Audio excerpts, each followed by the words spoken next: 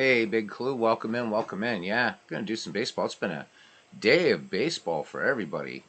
Awesome. I think the only broadcast I missed, and maybe he didn't do anything tonight, was RGO Network. But caught a doubleheader with Dwayne Martz. Got a game in. Got to see a game with Bernard Strom. He's happy his Red Sox held on to defeat the mighty Tigers in the 1912 season. Replay he's doing.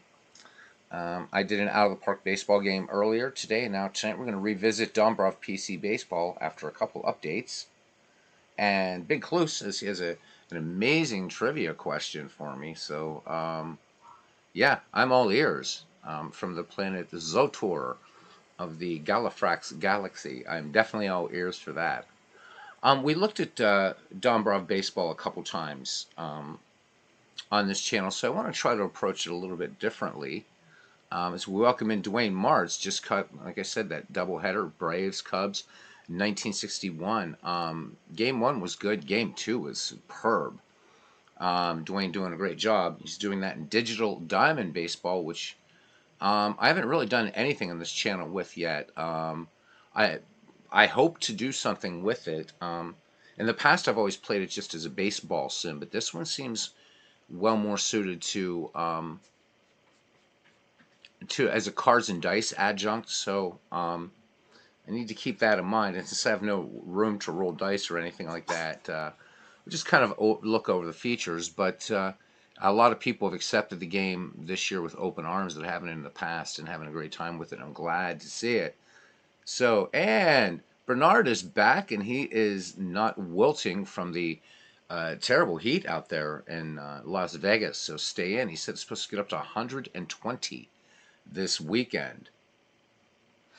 Big Clue says, it's just a trivia for me, but it's really for everybody. Name the only two players in the National League history who each had a streak of 20 plus consecutive games of reaching base multiple times per game. Ouch. Only two National Leaguers have ever done that for 20 straight games. Digital Diamond. I'm sorry, I said Diamond Mine Baseball. Digital Diamond. Yep, using Apple Cards and Dice. Yep. So that's one of the reasons I haven't done anything with Digital Diamond on the channel, because I don't really have any room to play any cards and dice. I do know that there's a lot of games you can play with it. I'd like to visit with Status Pro, but I need to make some room here to do that first.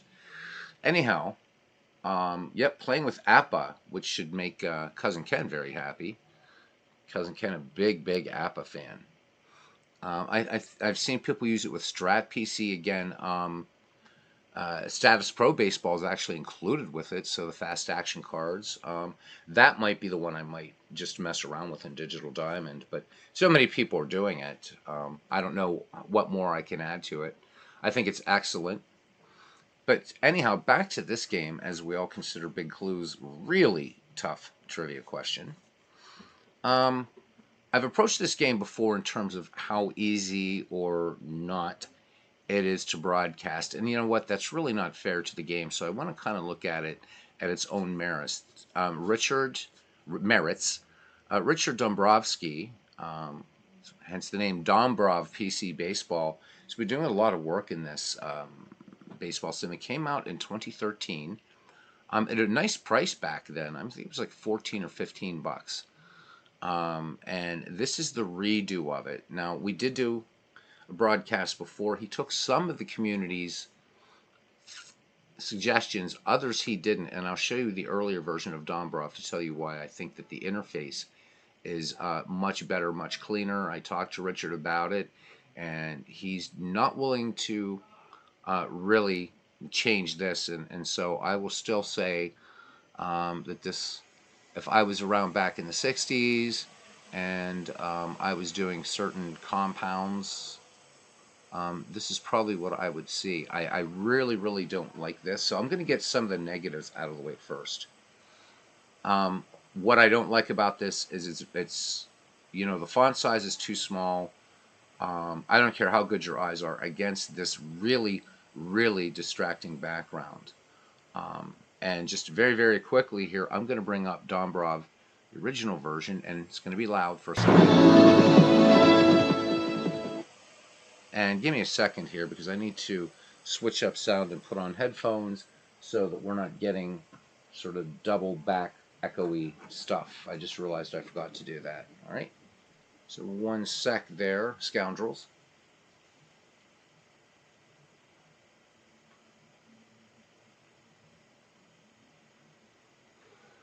All right, yeah, let's just do the little switch here. It's going to take me a while to get used to not using a headphone mic.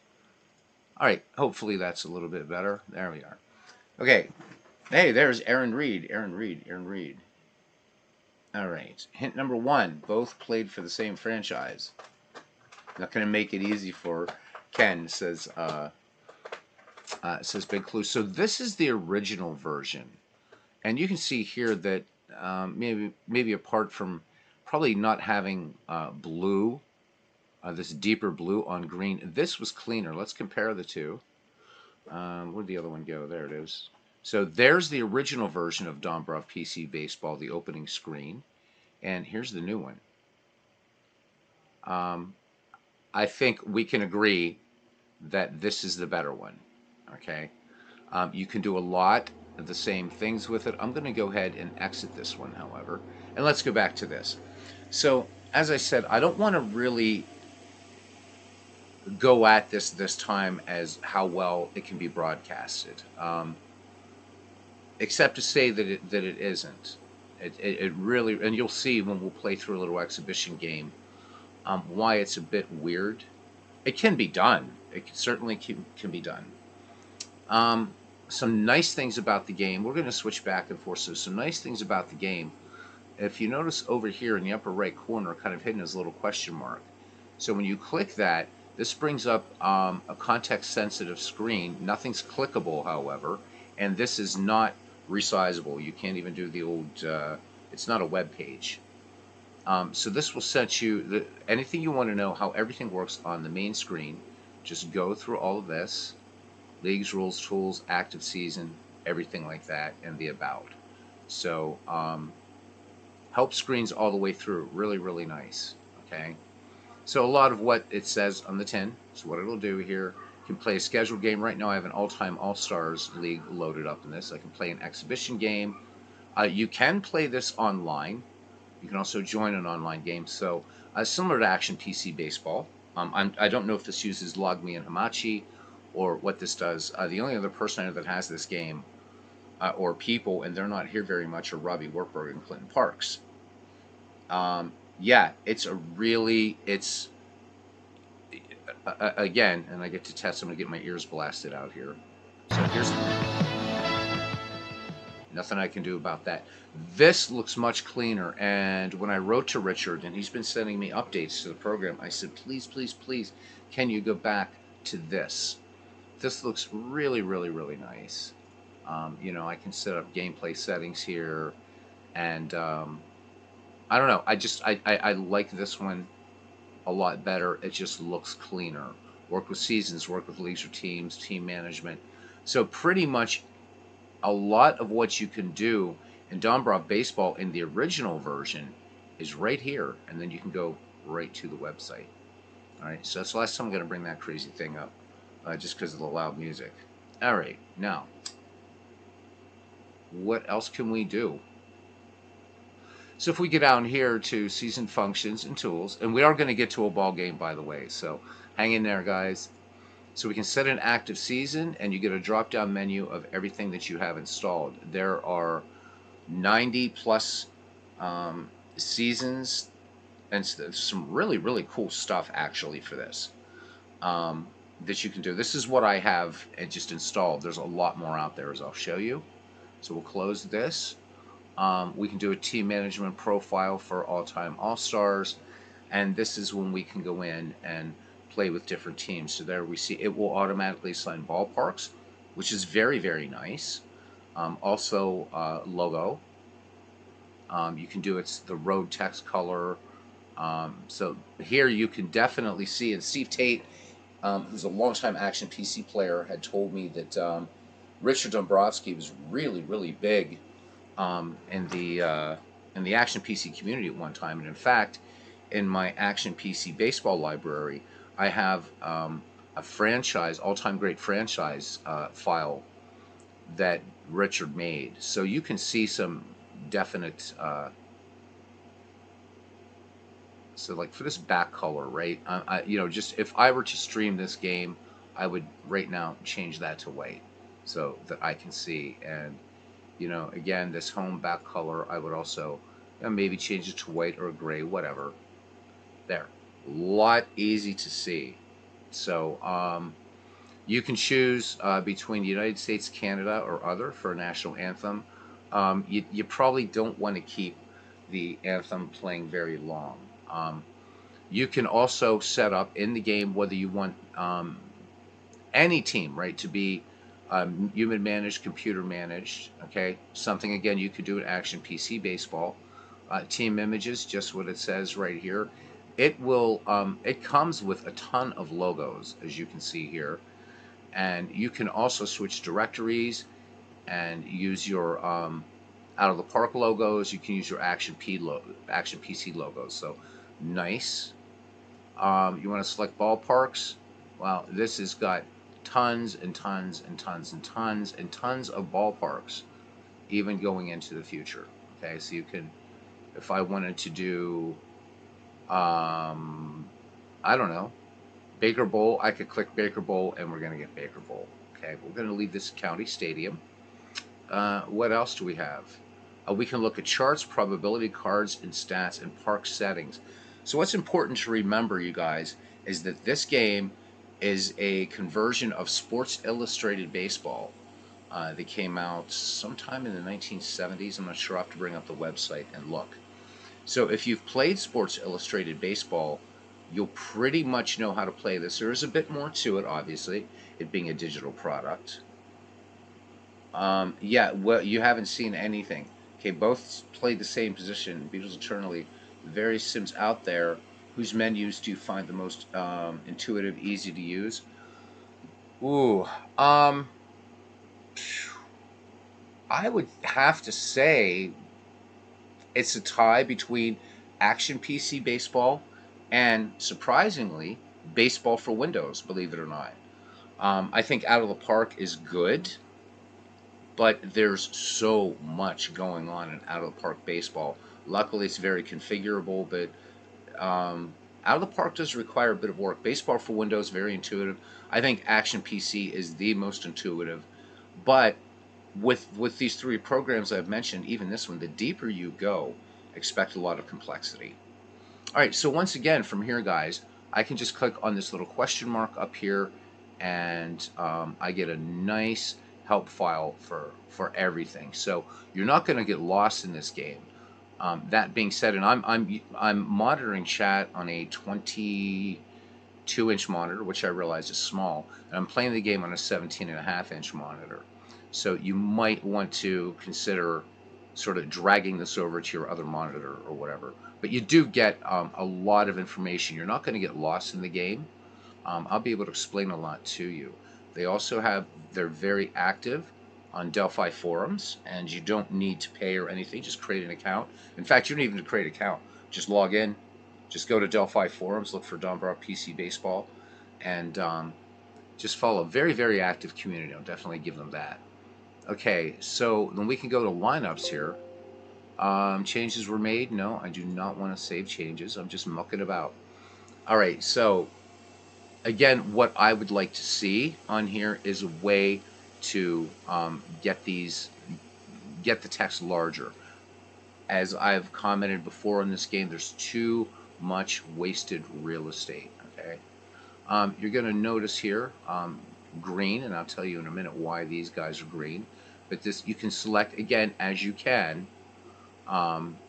In an Action PC Baseball, I can select different sorts of choose saved lineups. So let's go right with no DH. First thing we'll talk about here is this is a carryover from Sports Illustrated Baseball, because again, this is Sports Illustrated Baseball on steroids. If the player is in green, he's a right-handed batter. If his name is in red, he's a lefty, and if it's in yellow, he's a switch hitter. Okay. We can go to the complete roster. No, I don't want to make changes. So here's the complete roster. Okay. and I can do a lot of things here, including look at player cards. The player cards are probably the nicest looking thing in this game. Really, really nice. So this is Sports Illustrated Baseball. These are what the cards look like. It uses a special set of dice to roll these, which you could pretty much find anywhere, but you can actually just do a manual dice roll, however you want to do this. Uses, I believe, 2 black dice and 1 red or 1 white. I'll show you, and you can just go through and look at everybody's card. So pretty nice, and a nice selection here in this all-time All-Stars team. Okay, you can also look at stats for a player, and again, you're not seeing any stats right now because I haven't really done anything with this league. Okay, again, up here, there's that help button. Click close. Now here is another criticism of the game. So you guys have seen that I've been clicking this close button, and you hear the little. I can't close it. I have to actually close it up here.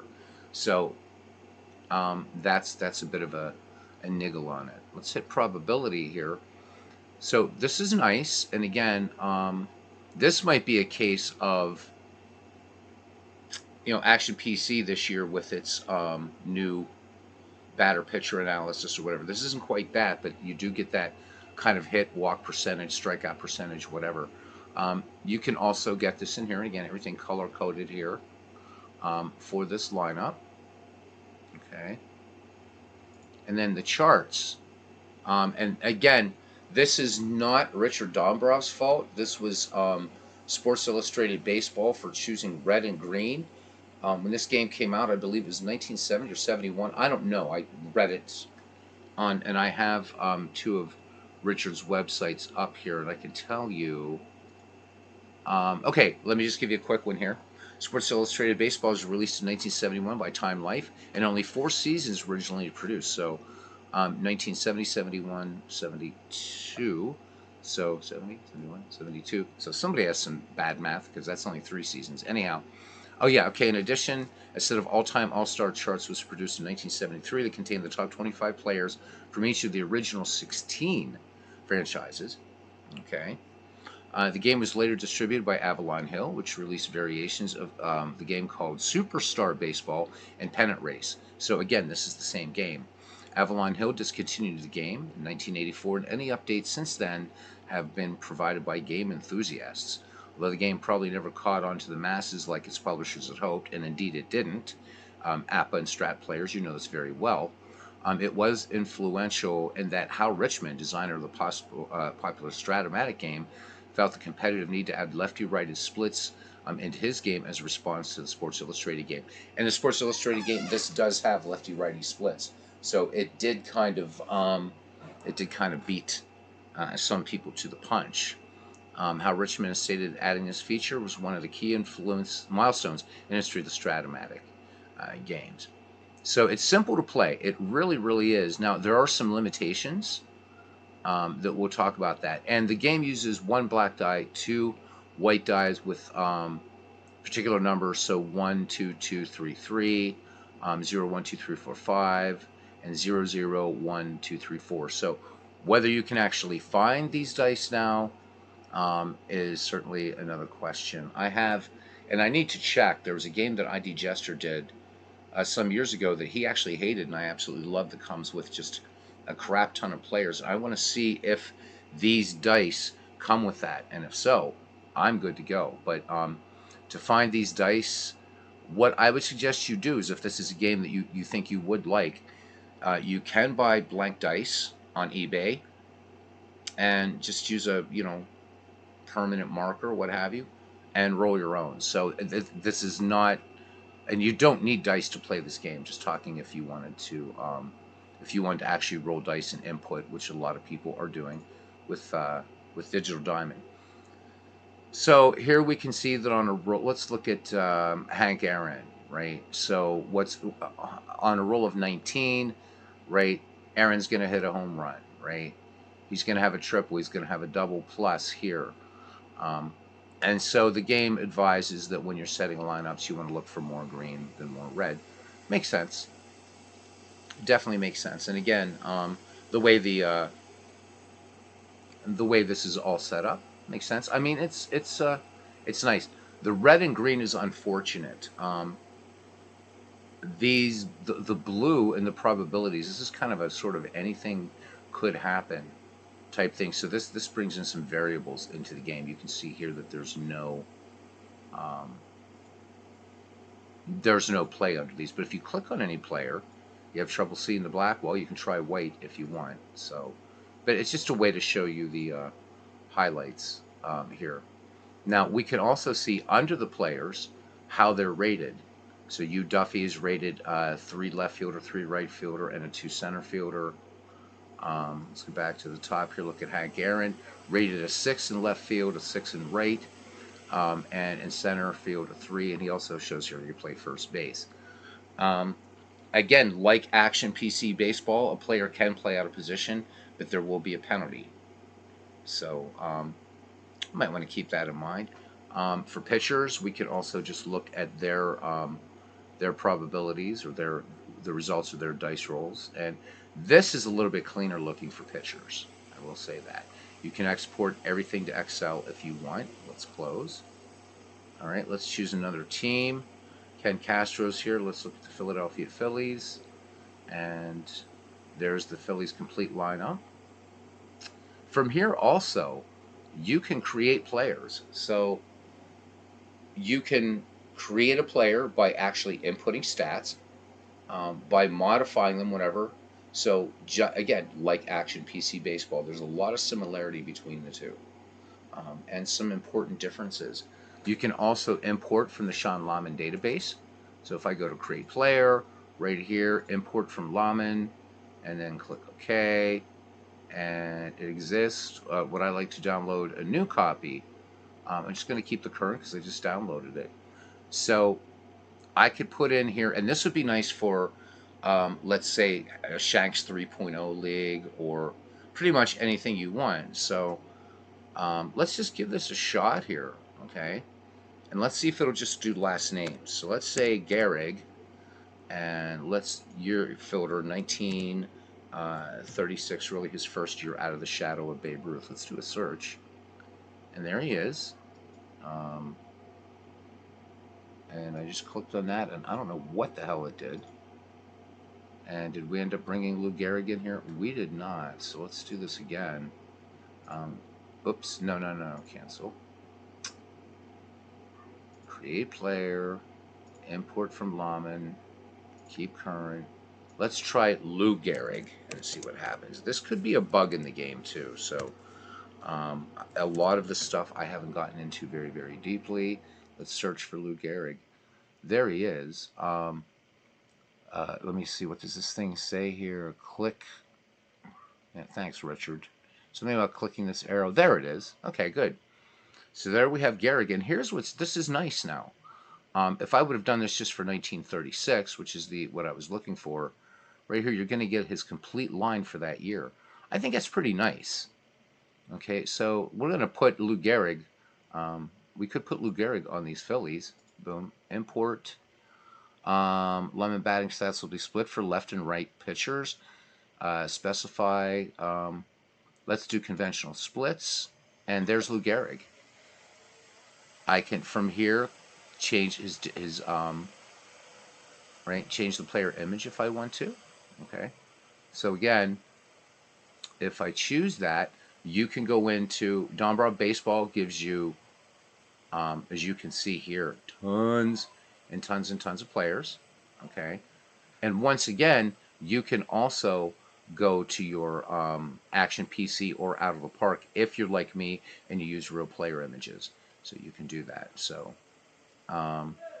there's Lou Gehrig. I'm not going to save this, but we can look at Gehrig's data, and we can see all those splits there. So RBI versus left, walks versus left, strikeouts versus left. Neither players, hint 3 on Big Clue's question, neither players in the Hall of Fame.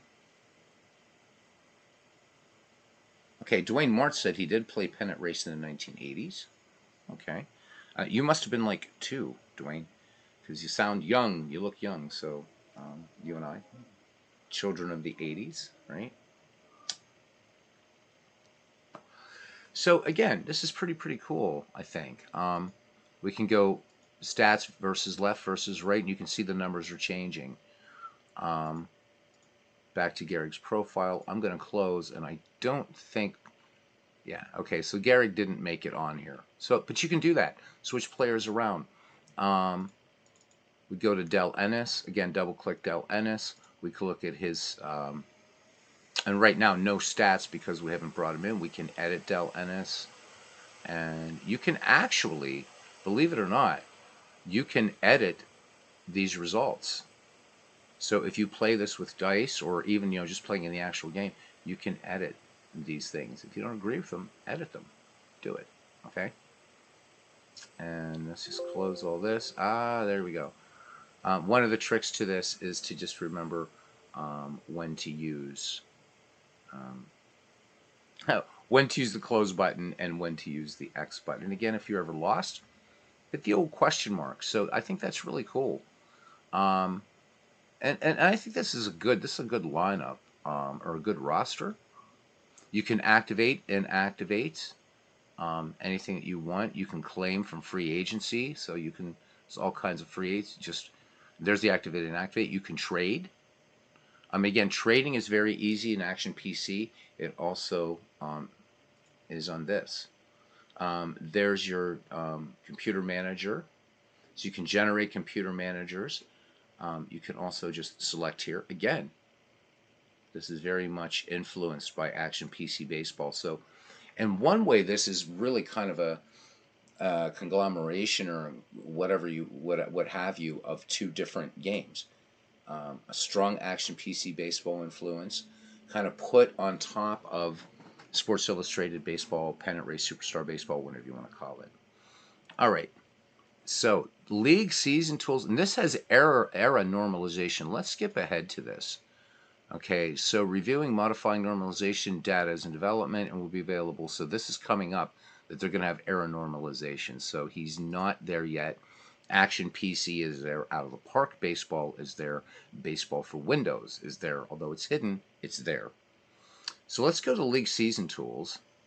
And you can see here, there's lots of stuff going on here. You can import games, export. You can look at all free agents, player images, restart season, things like that. Okay, but let's go here. We can look at profiles.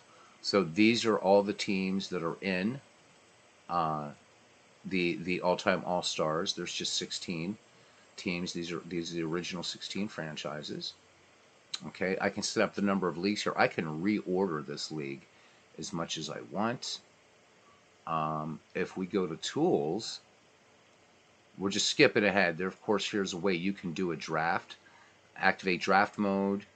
You can dump everybody into a draft pool and draft. So it's just kind of cool. There's the schedule for everybody. Pretty nice. And again, we haven't even gotten in to the game itself. You can generate a schedule. You can import schedules. You have retro seat schedules. And for lineups, for this is a nice feature. If you don't like setting your own lineups, go right to retro sheet. Hey, there's VL123 finally, huh? Good to see you. Hey, there's Dan Burke. All right, there's Dan Burke. Good to see you, Dan. Dan Burke says total guess, but Eric Davis and Reggie Sanders both played center field in Cincinnati. We shall see. Big Clue putting a tough trivia question out there. So thanks, guys. Hang on. We do have a game coming up, but I had promised to revisit this game. And again, I am not looking at it in terms of how well can you broadcast it, but how well the game plays. And I think it's a pretty good game. I really do. I think it's an interesting game. Hopefully the sound is still pretty clear here. But I like the fact that you can go to Retro Sheet Schedules and go to the website, and bam, you can just... So let's say you're doing, as many people do, you're doing a season replay. Just bring in a Retro Sheet schedule. Even if you're doing one of these things, you can use these Retro Sheet schedules. Just import a season schedule the way Steve Tate does in Action PC, and you're good to go. All right. Let's go to Tools, and here we can import a season. Now, here's the neat thing about this. There's 90 plus seasons that you can already download for this thing. But what's even more kind of cool is you can create a season. So, right, Llama database, blah, blah, blah, blah, blah. Click OK to proceed. So essentially what you have is every season. You never have to pay for a season in this game. Same as Digital Diamond Baseball, same as Out of the Park Baseball.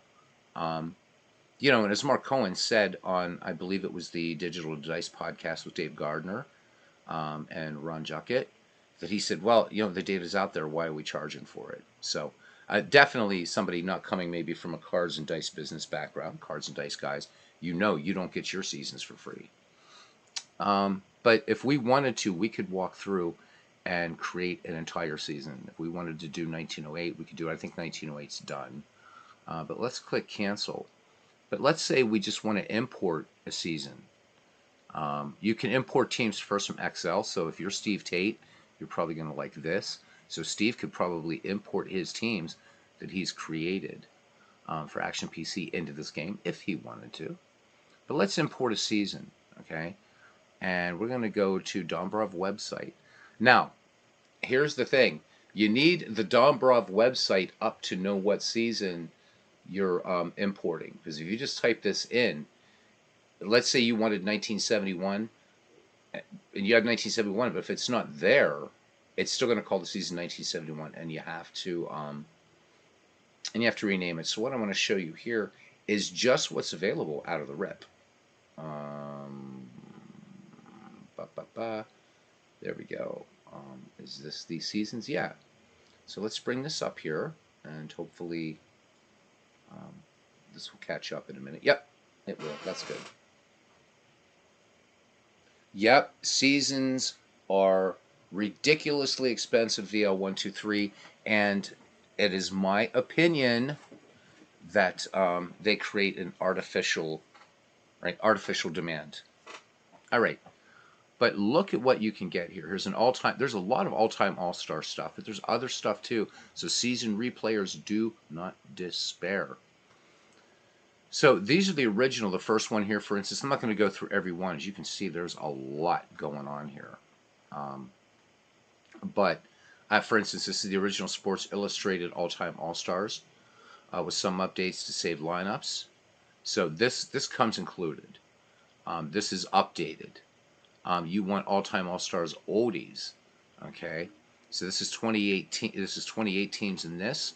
This is from 1960 to current day. So for those of you who say Beatles eternally, why the hell do you always play that dead ball and 19th century stuff? Well, here's something just for you, 1960 to present day. Here's all-time all-stars for what he calls modern season, okay? So or the modern season, I'm sorry, is 1960 to present day. Global season is also going to bring in some Japanese all-stars and players from the 19th century. So this one, a lot to this one. The Ultimate All-Time All-Stars. This uses a 1984 as-played schedule. Lots going on here. So if you are into like what ifs, there's already stuff right out of the rip here.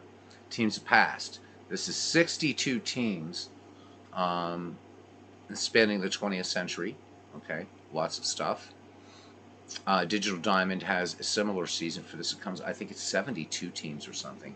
So this would be that. This is 100 win team seasons. Then you get these things. Teams of the decades. This is the 2010s. So these are the franchise best teams. So 30 teams spanning the decade of 2010 to 2019 with World Series and pennant winners, or one of the best years of each franchise during the decade. Again, we Action PC owners know this as a best of, which Dave's never finished the 2010s. I think I'll probably just cheat and do this one and make it 2010s and see if, Dave, look, I did some work for you. It's just the 2000s, the 90s, 80s, 70s, 60s, 50s, 40s, 30s and goes back to the 1920s. Of course, I want to do the 1910s and the aughts. Okay, now, single seasons. You got 21. 2020 is not in here. We don't care. There's 2019, 18, 17, 16.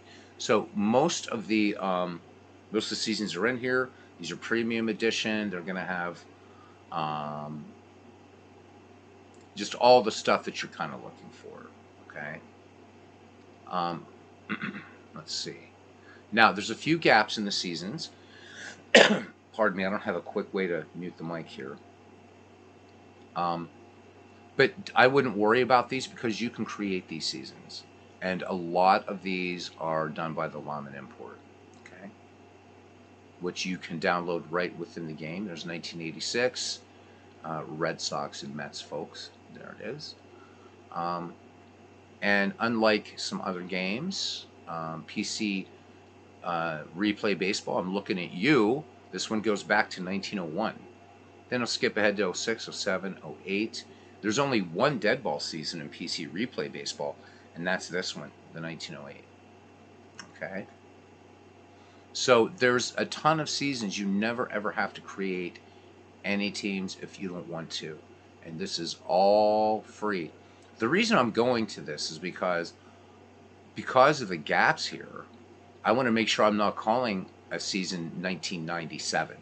So let's do 1998. So I see that there is a 1998. Let's minimize this. And let's just put in 1998 and replay, whatever you want to call it. Okay, and boom. And then select season. So you can put anything up here. You can change that. But I'd like to see what's available. So again, here you go. This is really a healthy amount of seasons here, guys.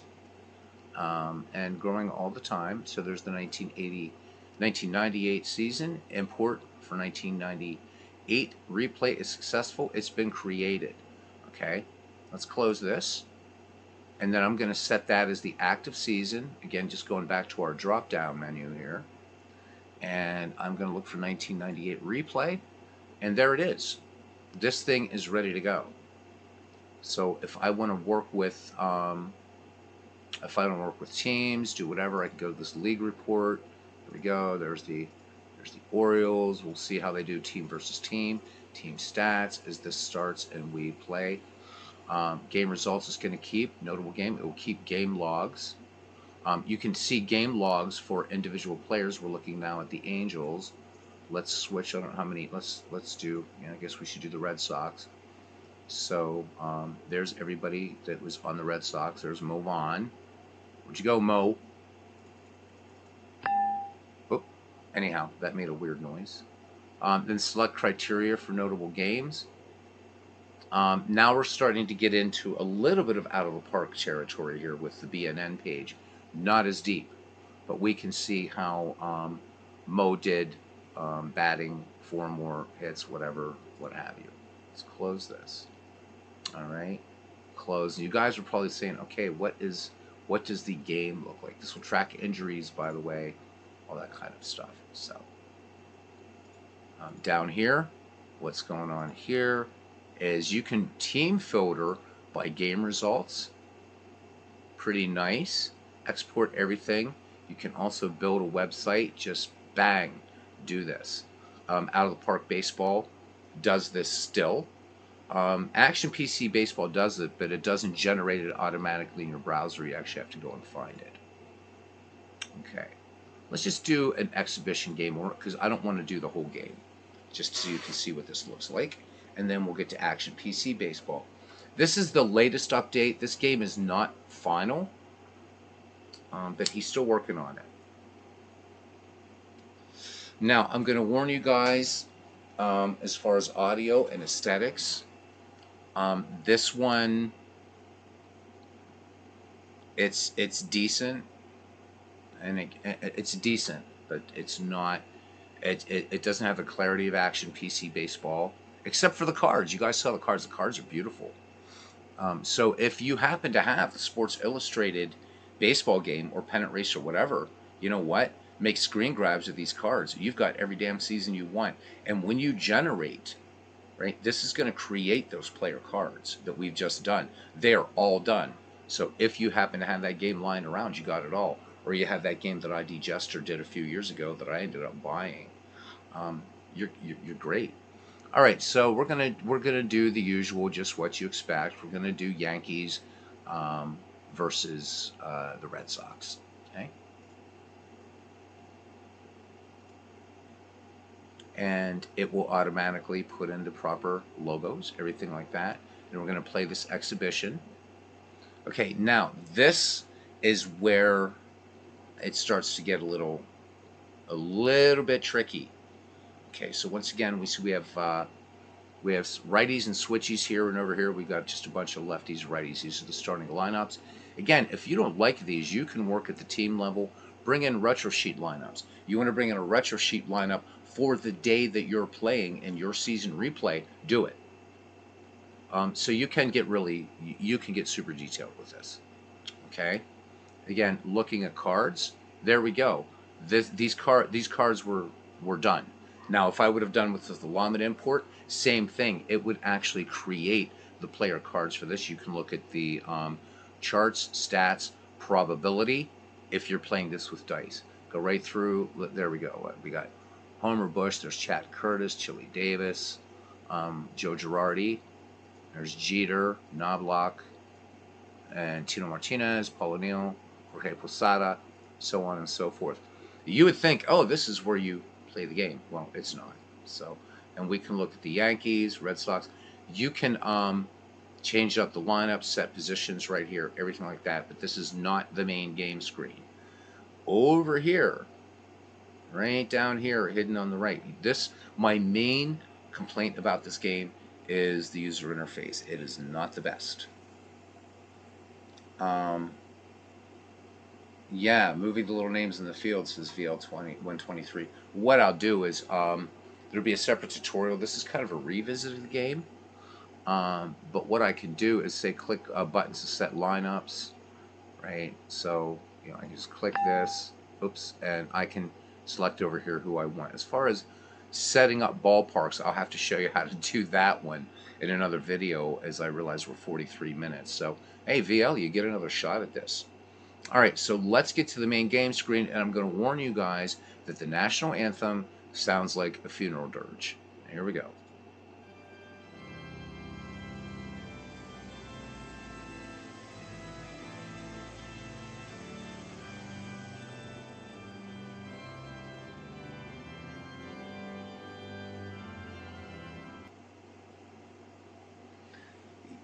So Dan Burke asks a question. Can you play this game solitaire? Yep. He says that is to say, I like to play every game of the season, not just one team. Can you do that in this game? Absolutely, absolutely, absolutely. Which is one of the things I like about it. And I will show you how to do that in Out of the Park baseball as well, Dan. Really simple. Yeah, Richard Davis comes in and says who died. Exactly, right? It is a funeral dirge. Richard Davis. So, you have yourself a wrench. So when people come in here 3 times and really, get into the chat and everything, you get a wrench. Yeah, you're welcome. You're welcome, Dan. I'll show you how to do it in Out of the Park baseball. Pretty simple, actually. Yeah. The organist, if that keeps up, right? Yeah. So it gives you, here's your play-by-play. Again, I'll show you that you can kind of resize things. Okay. Ballpark images, you can use your own ballpark images. So we didn't get deep into that. And we will at some point. Mouse everybody, you get nice little pictures. Let's talk about ratings a little bit here now. So basically, as far as numbers go in this game, the higher the better. That's the quickest way to put it. So if you've got somebody on base, base runners are rated from a 1 to 5. So if you're a 5, you're Ty Cobb. If you're a 1, you're Michael Vallier. Okay. Bunting is, now coming from a person who loves dead ball and 19th century baseball, bunting is limited in this game. It only has 2 ratings. You're either an A bunter or a B bunter. That's it.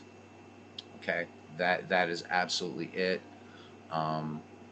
as opposed to, say, Action PC Baseball. It does on a 1 to 10 scale, or Out of the Park Baseball, which you can choose pretty much any scale that you want, from 1 to 5 to 1 to 100 to Major League Baseball's 20 to 80. All right. So before we get into the game, let's talk about this interface a little bit.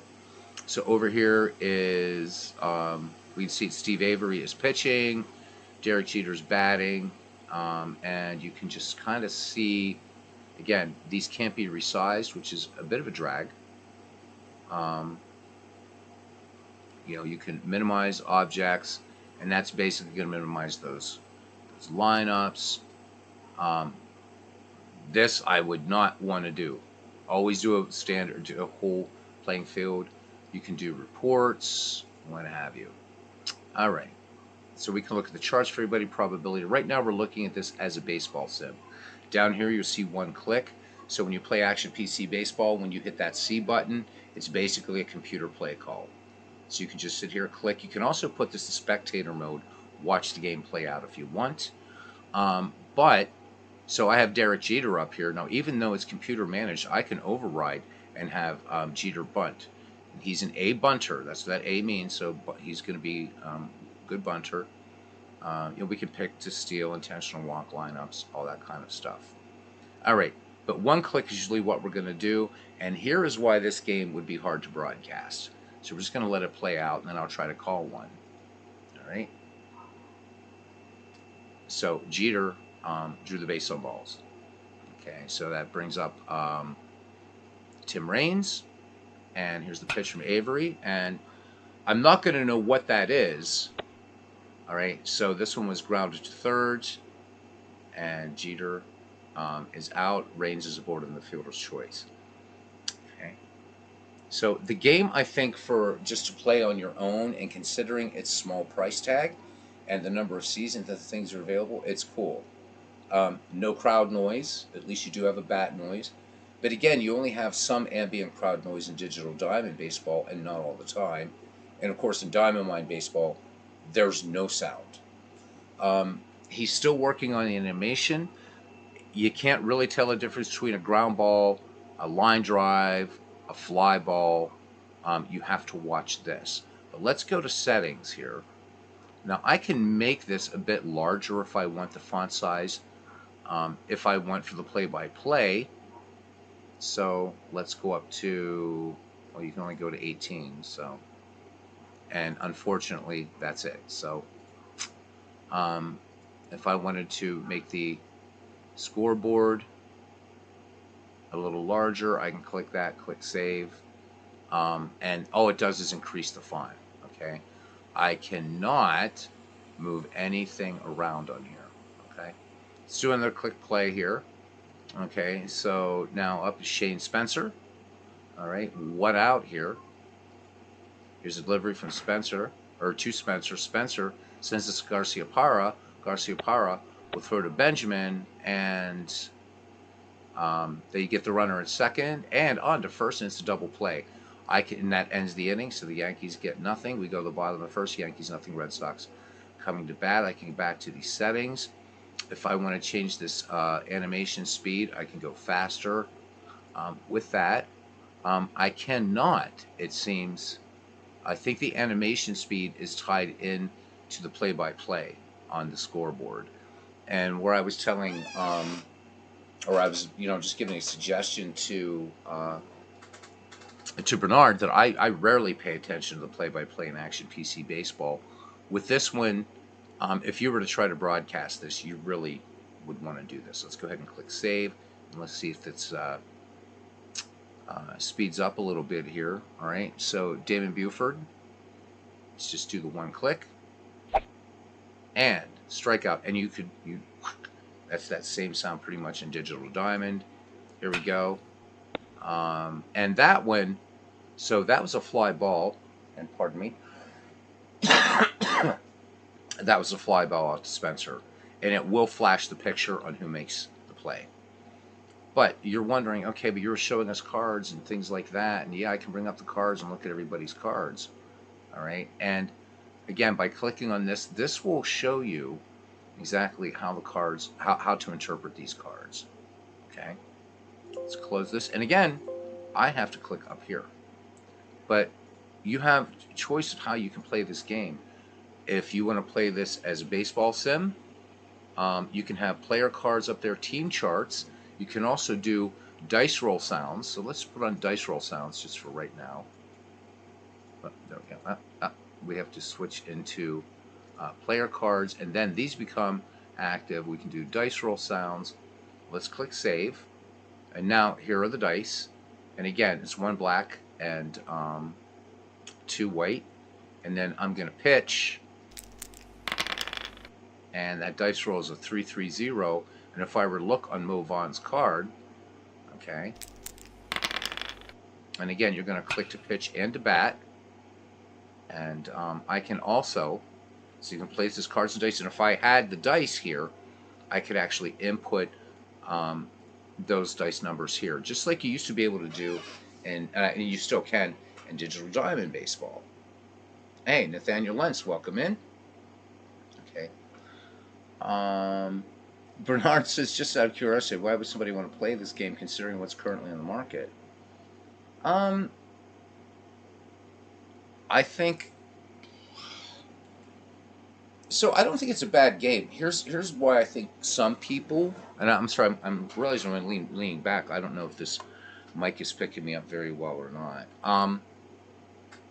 For one thing, I would say that everything is free. Really customizable. I think for some it would be nostalgia. I'm not old enough to know this game, so the original Sports Illustrated Baseball. The price is right. It's really hyper flexible, even if it is kind of a little Byzantine in its interface.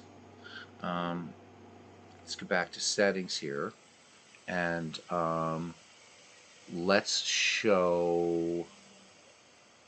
I have the single click mode. Let's see how that works here in the single click mode. So change all kinds of things. We can pitch. All right, and fatigue could be a factor for Avery. It may impact his performance. Okay, and Avery delivers the pitch and gets the K. Now, if we were to look at this result, and we can bring up these player charts if we want to right on screen. So let's go back to settings one more time, just to show you guys, and then we'll sort of move on. Okay. Where is it? Where is it? Where is it? Player cards. Go to team charts. Save. And there we go. Now we have these probabilities, these charts right here that will show you what's going on in the game. All right. Take care, VL. Thanks for coming in. We'll do another one for you just to show you a few things how to do this. So I like it. I like the game. Would I try to broadcast it on this channel? I don't think so. It's definitely doesn't really lend itself, I think, to that, because you can't really. I've got to read this over here, okay? Which I don't mind. I am literate. So Avery gets Bush to strike out. You have to really be inventive with this game.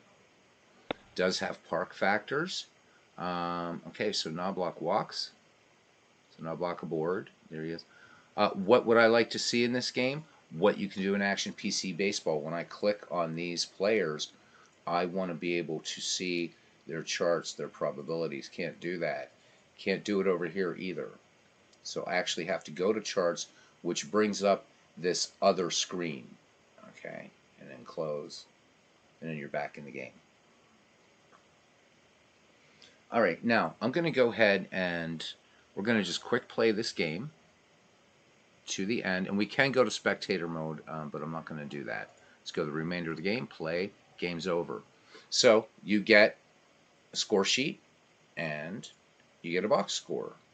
You can generate it, put it, put it in HTML format, save your box score, save score sheet, whatever. This was an exhibition game, so it's not going to save it. By the way, the Red Sox win 5-3. Okay, finish game. close. Now let's say you wanted to play a scheduled game, and Dan was asking about this. This works very much the same as just about anybody else. All right. So here is the schedule for March 31st, 1998, and if I wanted to play, where's my Pittsburgh Pirates? Though we weren't very good in 1998. Did we play on that day? I don't know. Let's just for sake of, let's just do Brewers Braves. All right, now you can play as this. You can set here whether you want the visiting team to be the computer manager, home team computer manager, down to is the AI going to do the lineups, going to do substitutions, and actual gameplay. So right now I have everything set to computer. This is ready to go, and I can quick play this entire day or just play this. And it's not going to play the rest of these games. It's just going to play Brewers and Braves. So we'll go to here, and again, after you're setting your lineups, which you can do, down here, play Brewers versus Braves, and you get the proper ballpark.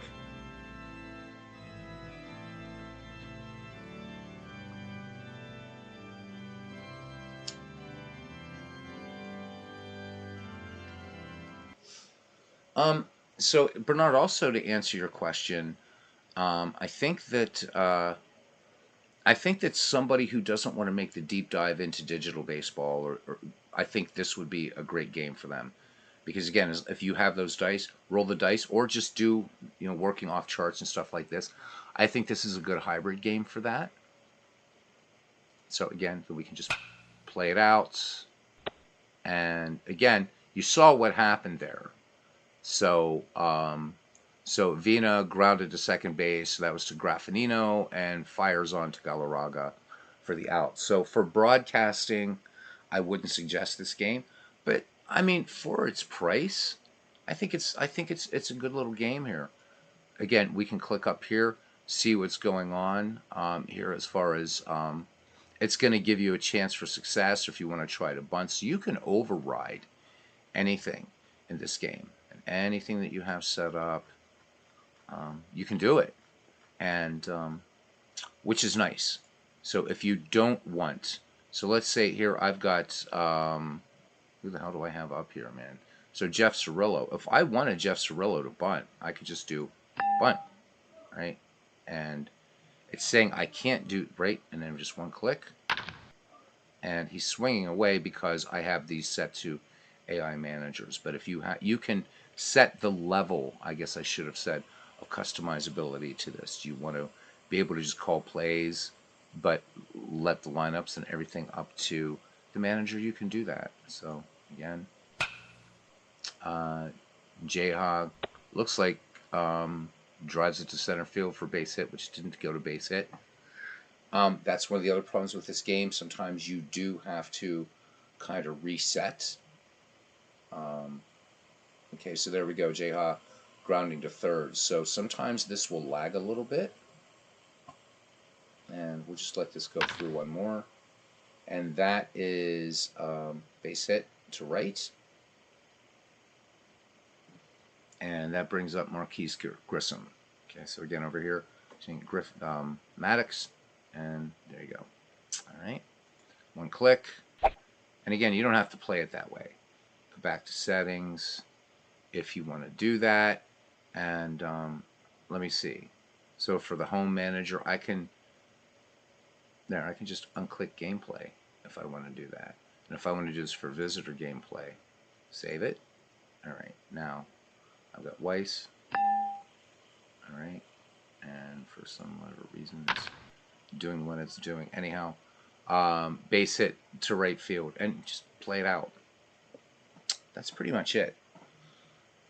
Did we get an answer from Big Clue? I don't think we did. What's the answer to life, the universe, and everything? Well, it's 42, of course. It's held by Ted Williams.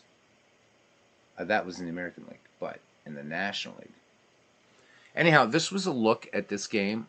I think it's worth a buy. I would give it definitely a B. For the things that you can do in game and what have you. Graffinino strikes out. The games do play very quickly, as you can see. The animation is a little bit weird. This ballpark isn't quite set up properly. There we go. No animation. Graffinino to Galarraga on the 4-3 putout. Okay. We're just going to quick play to the end of this game because I really don't care about a Brewers and Braves game myself.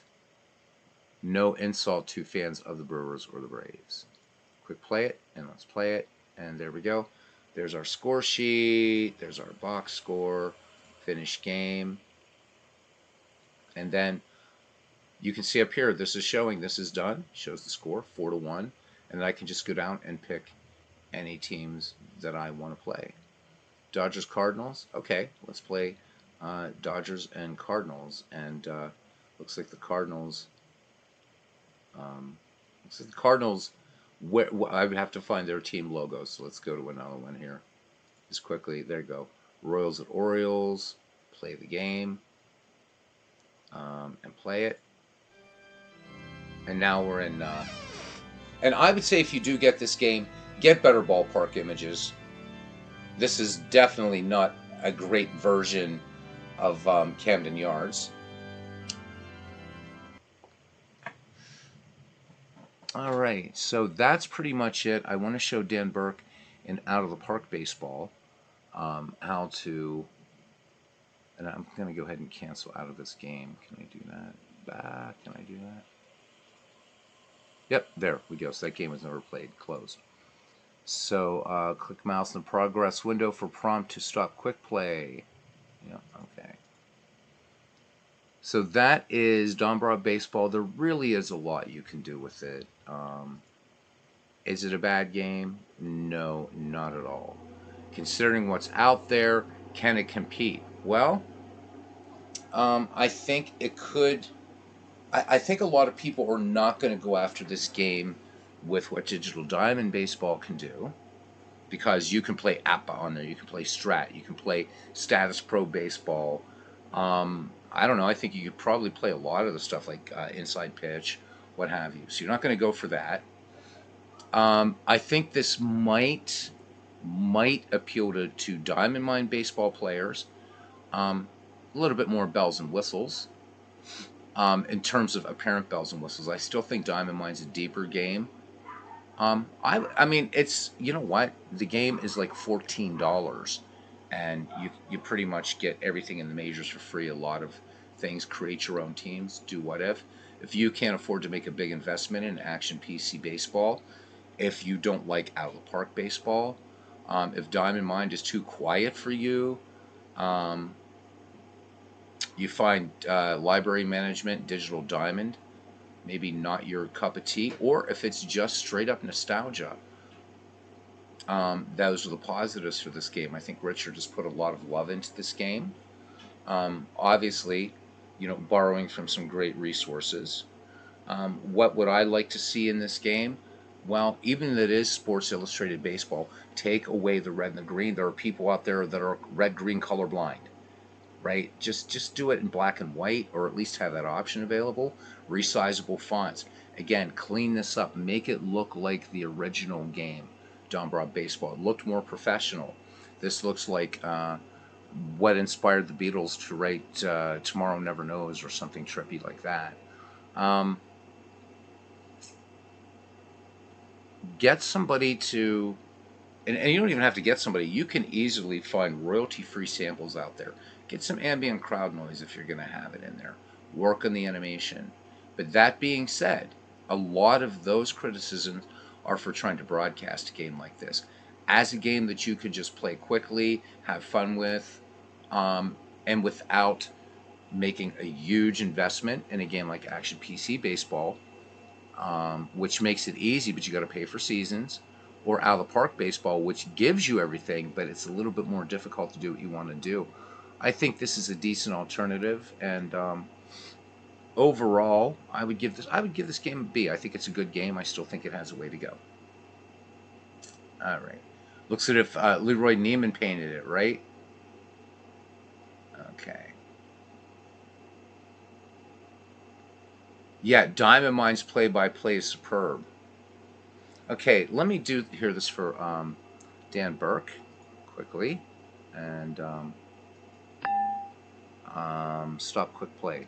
Thank you. Really? You're gonna stay up there now? Okay, this is really, really stupid. Oh my God! So I have to go back into this game. Well, this sucks. This is why God invented the task manager. So give me a second, guys. And then we'll jump into Out of the Park really quickly. And there we go. Let's end this task. All right. And I do have Action PC already to go, but I want to show Dan how to do this in Out of the Park Baseball. Now we go to the pretty game.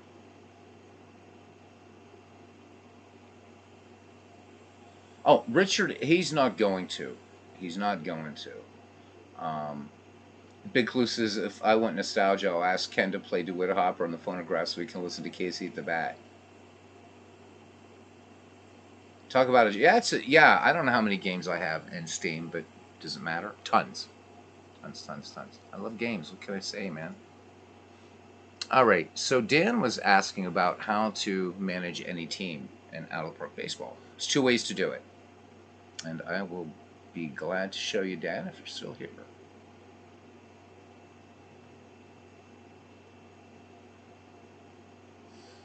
So the next time people whinge and whine about baseball for Windows, just remember what you just saw. Okay. So here we are right now. I am acting as the Cardinals. So there's two ways that you can manage any team, Dan. One thing I would say is when you create, whether you're doing a season replay, what if, whatever, always put yourself play in commissioner mode. If you don't have that set up, definitely set that up. Okay. So what I'm going to do is go to, there's one way to do it. If I go to ML and go to scores, you'll see here that there are some games that are not played yet. And if you'll be able to tell, it'll just say manage game. So if I wanted to play Cleveland's Tigers, and why the hell not? Gaylord Perry and Denny McClain, are we up for it? I did promise dead ball. All I have to do right here, Dan, is click manage game. And when I do that, it's going to take us to the game screen. I can choose whether it be the Indians or the Tigers. And I did show you guys, by the way, how to be the Indians anytime you want with that logo. So please do refer back to that. Gives you your lineups. Of course, you can change up all the lineups that you want if you don't like what the computer selected. Your options and overview. I've disabled the BNN. If I wanted to re-enable it to have games going on in the background, I will. I just leave it like that, and then we just click Start Game.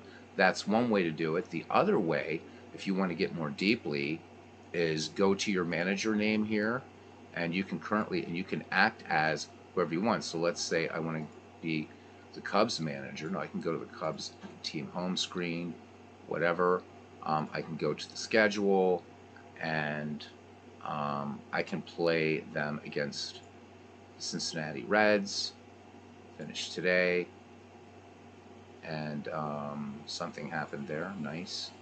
And then we can play this game versus the Cincinnati Reds. So that's if you want to do it. But again, I would say the quicker way to do it, just go to scores. And there they all are. You can manage any game you want. Hopefully that helps, Dan. So I feel like I've done that, Beatles, but as the game finished, the other games of that day have been played by the computer. I will show you how to do that, my friend. Milwaukee Brewers, Pittsburgh Pirates. Let's manage this game. Okay. All right. I'm just gonna leave both the computer AI, Dan. What you want to do here in the middle under General Game Options, go down here. See, you have. If you leave this to simulate world in the background as yes, enables Baseball News Network, it will autoplay those games, Dan. Just go no. Now it will not play those games, and I will show you. We'll just start the game and then we're gonna quick play it. All right, so Brewers and Bucks. Again, this is an all-time greats league.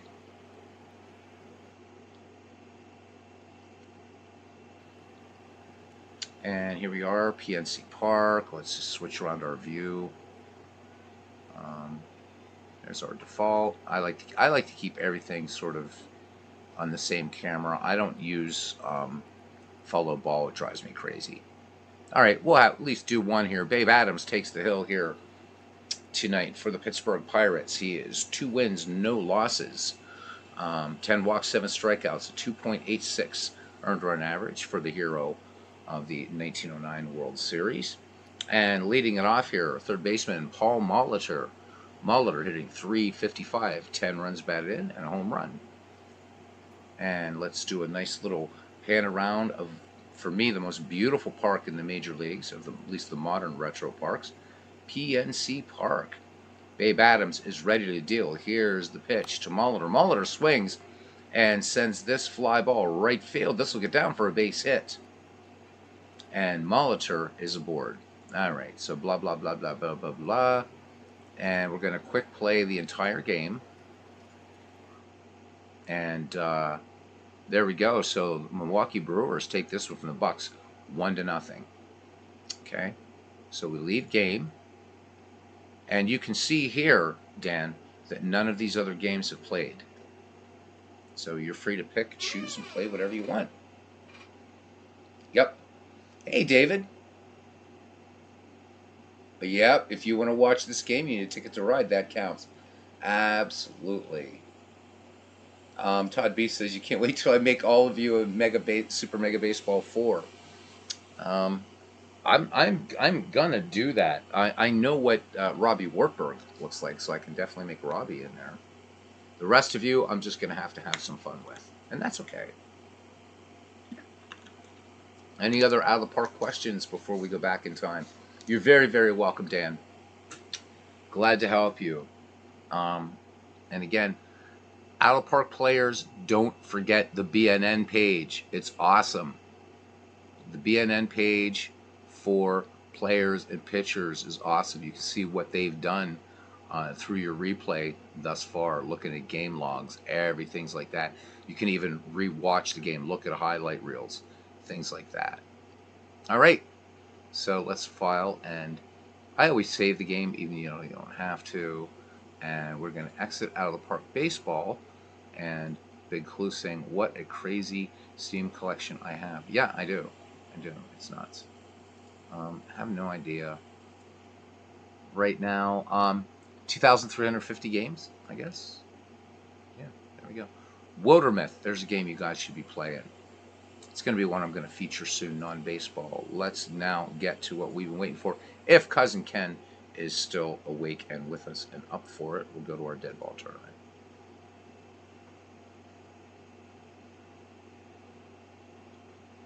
Yes, it is, David. It's actually definitely worth it. Not only better animations, better trading model, better. They've reworked the historical model really well, really nicely. I think it's worth an upgrade, but wait for a sale. Wait for a sale. Yeah, definitely. I use the video cards. Now that being said, and I should have. Let me show you guys one more thing. Damn it. About out of the park baseball, just because I love this. Talk about a jungle. Look at all those icons, and that's just one monitor. Let's bring back out of the park baseball. Show you guys something else that's really cool. And this is one that Diamond Mine players will really love. Okay. Different ways you can look at the game. So do you want a sexy looking Diamond Mine baseball? You can do it. So let's have the Cubs. Oh, the Cubs and Reds. No, I don't want to do that. That's like a great one. I want to save that to play sometime. So let's go to scores, as I showed you. And Twins Royals. So Johan Santiago, Brett Saberhagen. Let's manage it. Okay. So we're here. Blah, blah, blah, blah, blah, blah, blah. Start game. And let's say you don't want to do the 3D thing. But yeah, Nathaniel, I would definitely use the hardware acceleration. It's definitely better. If I want to do a view here, And I want to make this thing look like there's different ways to make it look like Diamond Mine. Okay, so there's sort of, this is actually a 2D view right here, and you'll see. Watch. I think MV uses this one or something like it. But there you go. Well, no, he doesn't. He's still, so no ball flight, but it shows you it's a fly ball. So that's one way. But maybe you want it to look like, all right, so now this is your classic 2D view. And again, it's not going to show, and boom, it's just done. So fly ball, Carlos Beltran under it, and side retired. Um, let's go back to our view. Oh my God. There we go. Classic 2D view. Here it is. This is the kind of, it's again small, but this is what out of the park baseball looks like if it were a sexy version of Diamond Mine baseball. And we can go to network here. Nothing going on, and we're creating pictures in network. Live simulation not active. There's your game log. Substitution back to game action, and just go with it. So this will look a bit like the way out of the park baseball used to look, and I've shown version 8 on here, which is available for free download. So little blast from the past there. Okay. But this is hurting my face, so I'm going back to let Johnny Damon at least hit one in 3D view. Such a great looking game. It really is. So anyhow, that's it. Let's go ahead and just quick play this one. And there we go. For those who care, the Royals 7-5 over the Twins. Any other questions about out of the park baseball before we finally close it up? Well, yeah, I mean, Todd talking about this system. I mean, I mainly, it's used mainly for music production. So there's 3 external drives hooked onto this, and of course the 2 drives inside, because some of the music production stuff I use is literally terabytes in size. It's crazy. So, and not including it's a 4 terabyte drive sitting over there that has. I'm going to do a stream one night of going back to show you guys Micro League Baseball and Bo Jackson baseball and all that kind of stuff. Earl Weaver, we'll play some Earl Weaver some night. So that's coming. Any other out of the park questions before we go away? Back to the start screen. Todd says Yankees get a cheap win in his league tonight. A rain out. All right, I'm guessing no more questions about out of the park baseball. Which version of Weaver? We're going to do both some night. We're going to do Earl Weaver 1 and Earl Weaver 2. We're going to do them both. And we're going to do the best versions, the Commodore Amiga versions. We're not going to mess around with that stupid CGA versions and no sound in the PC versions. So we're going to play it on the Commodore Amiga. All right, let us leave out of the park baseball, and let's go to Action PC Baseball and Steam. Go to sleep, and here we go.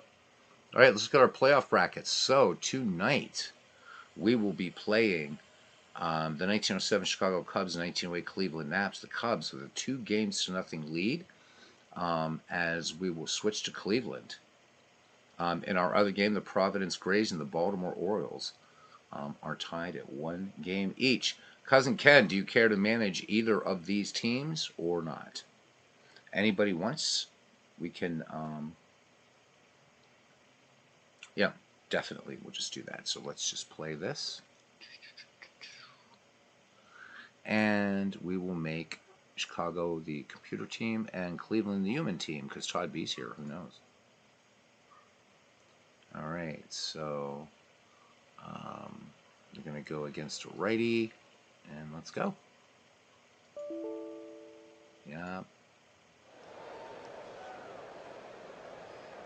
All right, here we are, League Park, Cleveland, where the Cleveland Naps, who eliminated the 1909 Pittsburgh Pirates in the second round, looking to catch up to a very, very dominant 1907 Chicago Cubs. So, looking at the starting defense for the Cleveland Naps, and left field, it's Josh Clark. In center, Joe Birmingham. In right, Bill Hinchman. From first to third, around the horn, George Stovall at first, Napoleon Lajoie at second, George Perring at short. At the hot corner, Bill Bradley catching Jay Clark. And I know you see another name up there, but we're going to try to steer away from these nicknames that are a little questionable. And Glenn Liebhart will get the start. So Liebhart, in this tournament, a 0.50 earned run average, 2 wins, no losses, 18 innings worked for him, 2 walks, 2 strikeouts, a whip of 6.11.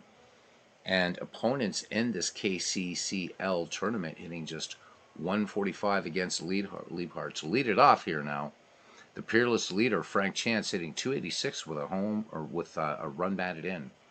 And we're ready to get underway. Let's look at our weather here at League Park in Cleveland. It is cold, man. 39 degrees. Winds 13 miles per hour out to center field. Liebhart has the sign from Jay Clark, and we are underway here in this game 3. Liebhart to deal to Chance, the 2-2 pitch, and Frank Chance, a big swing and a miss. Liebhart picks up the strikeout.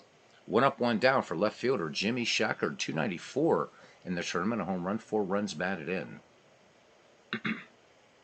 Liebhart deals now. Here's the full count, and Shackard lays off the 3-2 pitch, draws the walk. So Liebhart with a walk and with a strikeout in this game. 1 down, a runner aboard. Jimmy Shackard, an excellent base stealer, 31 steals in 1907 for the Chicago Cubs, who would meet the Detroit Tigers in the World Series and defeat them. Ty Cobb never was on a World Championship team. All right, Shackard into his lead as Wildfire Schulte steps in. The Chicago right fielder is hitting .421, 5 runs batted in. Shackard into his lead. Liebhart with a check of the runner from the set and the 1-0. And there goes Shackard, but this one's popped behind the plate. Clark going back. Will he have enough real estate? He will not. So let's press rewind. Shackard back to first. And Liebrandt delivers to Schulte. There goes Jimmy Shackard. The hit and run was on. This one fouled on the third base side, giving chase, but this one will make the stands. Bradley not able to get that far back into the stands. So the count 1-2 on Wildfire Schulte. And Shackard was off. There was a hit and run. Let's see if a hit and run will go again. It will throw over. Shackard back safely, and a hit and run and a 1-2 count is not unheard of. Here's the 1-2 pitch. Schulte, base hit. This one in the gap for extra bases. Shackard rounding third. He will score, and Schulte is going for 3. The throw from Birmingham into third, and that is going to be an RBI triple for Wildfire Schulte, and the Cubs tallying 1 here in the top of the first. So 1 away, and catcher Johnny Kling now hitting 388, 5 runs batted in. Liebhart works in the stretch in the 1-2 pitch. Kling swings, chopping ground ball to first. Stovall will toss it on to Liebhart, covering, but coming in to score is Schulte. The 1907 Cubs with 2 runs here now in the top of the first.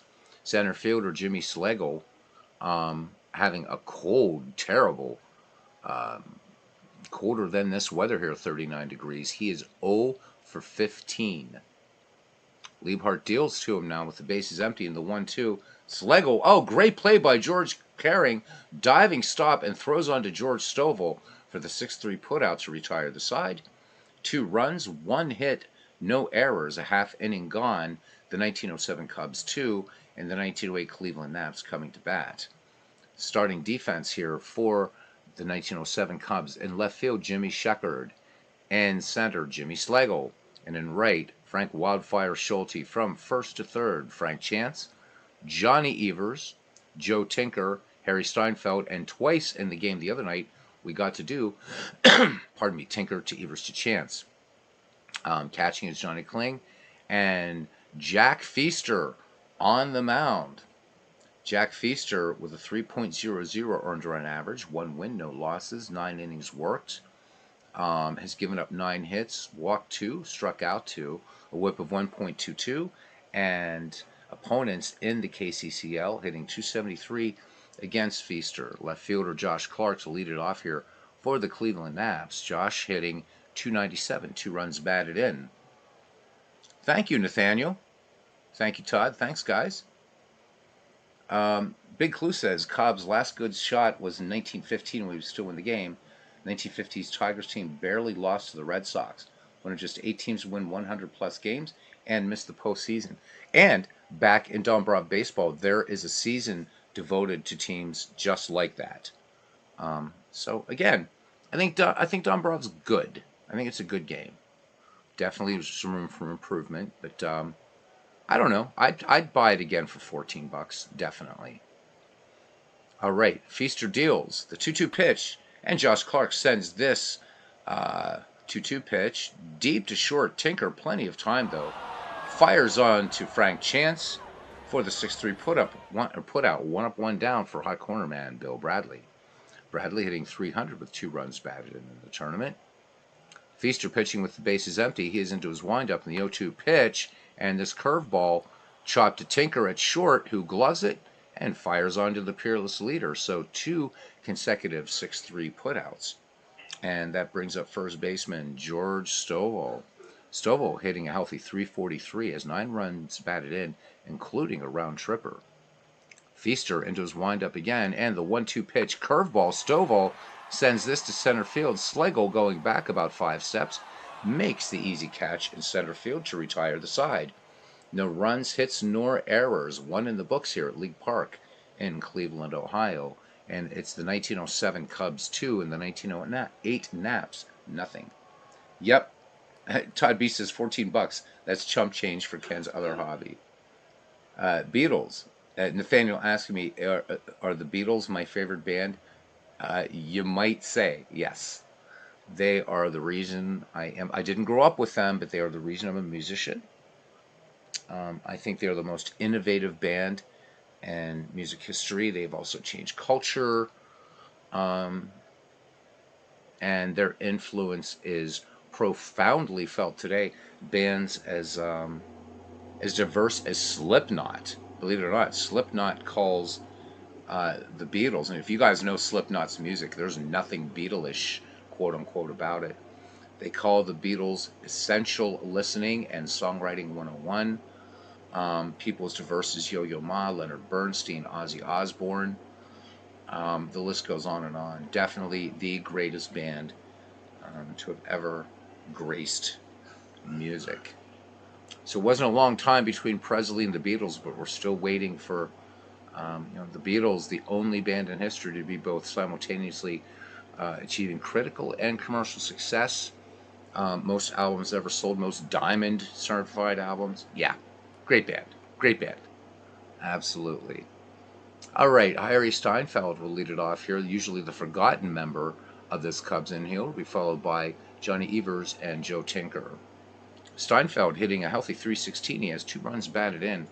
Liebhart deals the 2-2 to Steinfeld, and this fly ball deep to center. Birmingham back and at the wall makes the catch. So 1 up, 1 down. Johnny Evers now.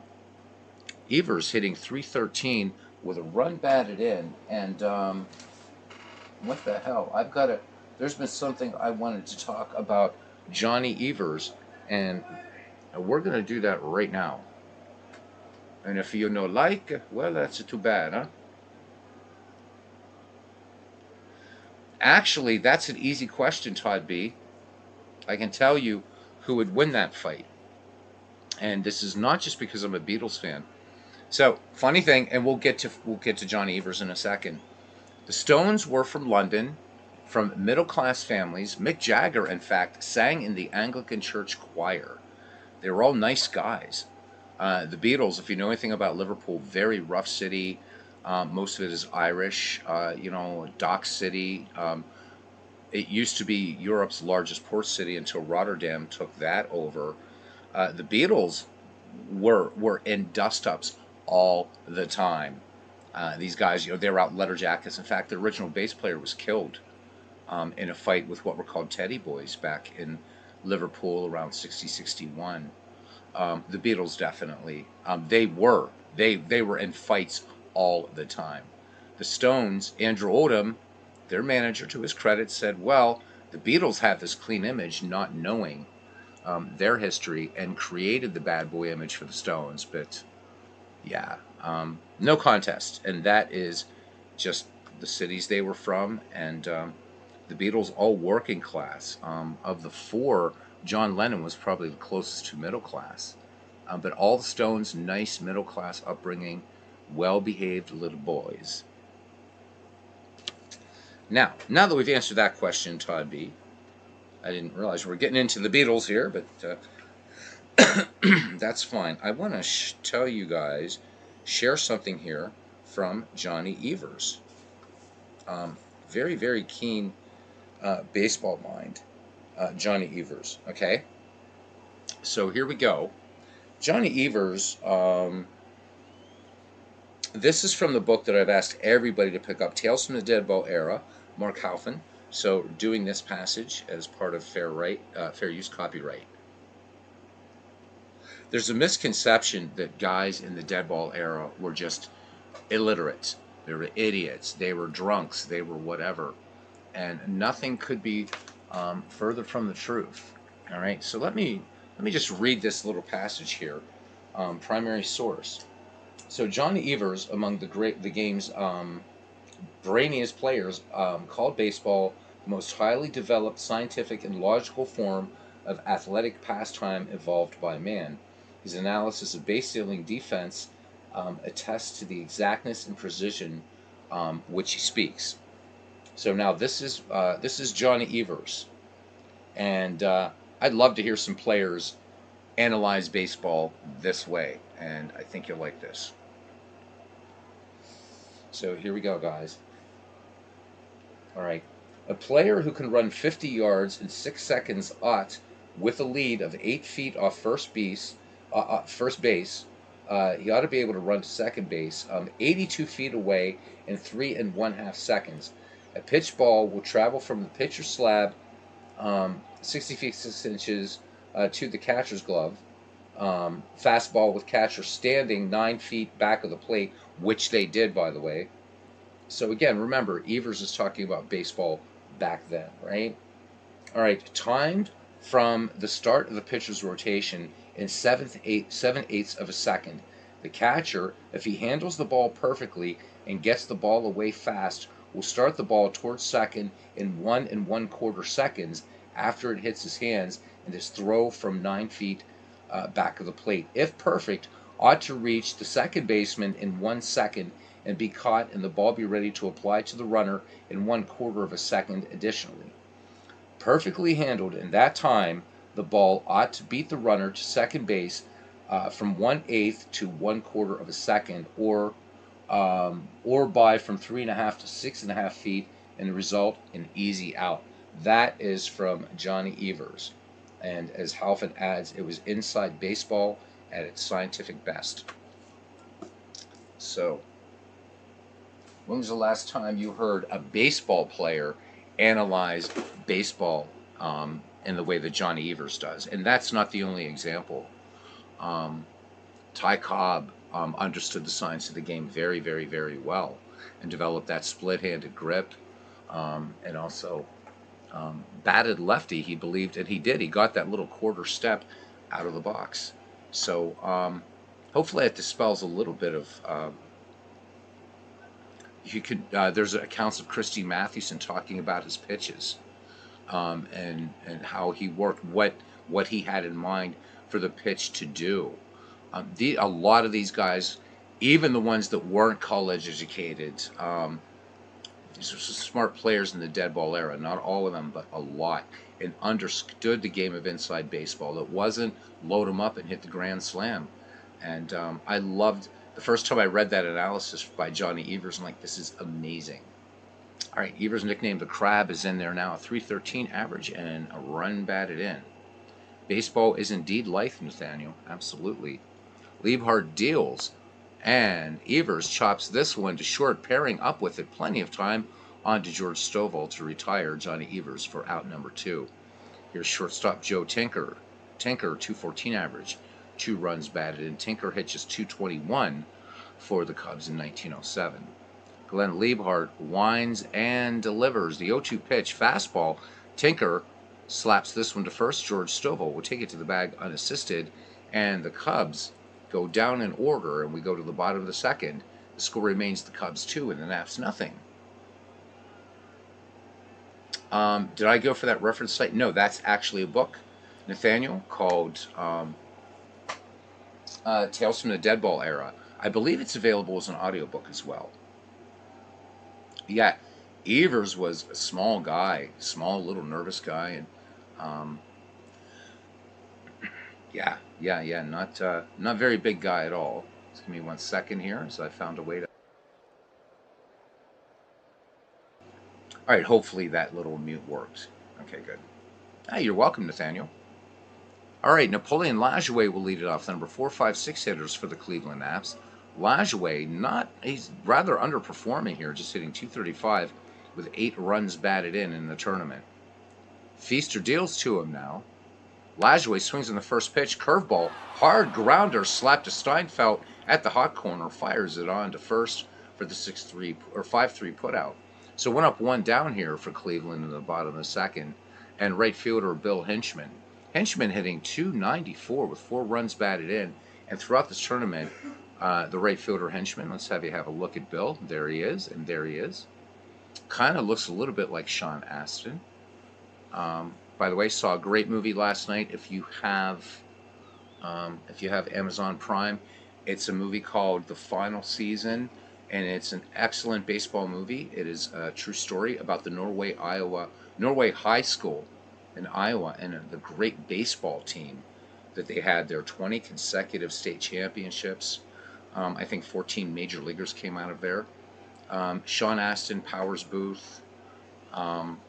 Really good stuff. And the actor who played Lou Brown in Major League is in there and has a bit of a part. There's a couple little side stories, but it's really focused on this team.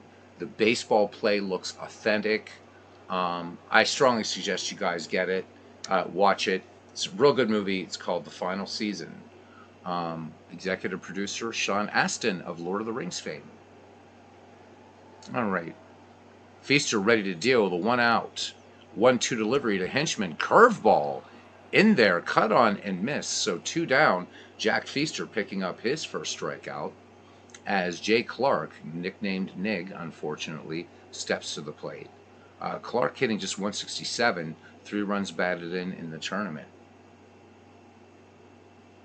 Oh, yeah, he did. Ken Castro says he didn't know that Lajoie broke his hand when he got in a punch-up with Elmer Flick. Yup.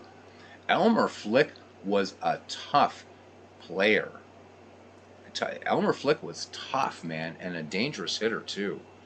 Not a lot known about that Hall of Famer. Cleveland fans like Todd may know a bit about Elmer Flick, but a forgotten great, but he was tough. And always plays well in every baseball sim I've ever played, just like George Sisler. All right, 2 away. Clark waits for the Feaster delivery and for me to shut up. Here's the pitch. First pitch swinging, bounding ball to Tinker, who takes a room service bounce, fires it on to Frank Chance, and side retired. We go to the third. Chicago holding a 2-0 lead. Cleveland just not even able to crack the Chicago Cubs. This one might be a mismatch. Certainly not counting Cleveland out in this best of 7, but they really need to get this game at home. All right, Jack Feaster now leads it off for the Chicago Cubs, and then we get back to the top of the order. Frank Chance and Jimmy Sheckard. So Jack Feaster 0 for 3 overall in this tournament. And Glenn Liebhart into his wind and the 1-0. Curveball and clean base hit to right field. Bill Hinchman juggling it out there in right field. And seeing that, Jack Feaster will move to second. So score that, a single, and E9. So the error falls to right fielder Bill Hinchman, who I just said earlier had made some great plays in right field. But fumbling the ball there today. And here's Frank Chance. Now we're back at the top of the order. Chance struck out against Liebhardt to lead it off. Liebhardt checks Feaster at second base. No steals in 1907 for him. Liebhardt brings it home now. The 0-1 from the set. Curveball, base hit center field, and Chance tearing around first, slides into second as Birmingham's throw gets into pairing. The tag not in time, RBI double, and Jack Feaster comes in to score, and the Chicago Cubs continue to dominate. Plating one here in the third. It is now 3-0. Jimmy Sheckard will step in now, the left-hander, left fielder, who walked back in the first. Frank Chance, serious wheels out there, 35 steals in 1907 for Chicago. Liebhardt checks the runner, comes home with it now. And there goes Chance to third. The quick throw by Clark will not get Frank Chance. So stolen base for Frank Chance. And potential fourth Cubs run, 90 feet away now. Liebhardt works out of the stretch to Jimmy Sheckard in the 0-1 delivery. Fastball. Sheckard, chopper to third. Bradley's only play will be to first to retire Sheckard, and coming home to score is Frank Chance, and it is now 4-0. So Chicago manufacturing that run with a judicious use of a steal and a gift from Bill Hinchman as well, proving costly for these Cleveland Naps named for Napoleon Lajoie. Here's Wildfire Schulte, RBI, triple, scoring Jimmy Sheckard back in the first, giving Chicago its first run. So Schulte 1 for 1. Liebhardt pitching with the bases empty, one down. He winds, and the 1-1 pitch. Curveball, cut on, bounced up to third base. Bill Bradley sets and fires, and will retire Schulte for out number 2. Johnny Kling, 0 for 1 in the contest. He grounded to first, scoring Schulte, and that was the second Chicago run back in the first.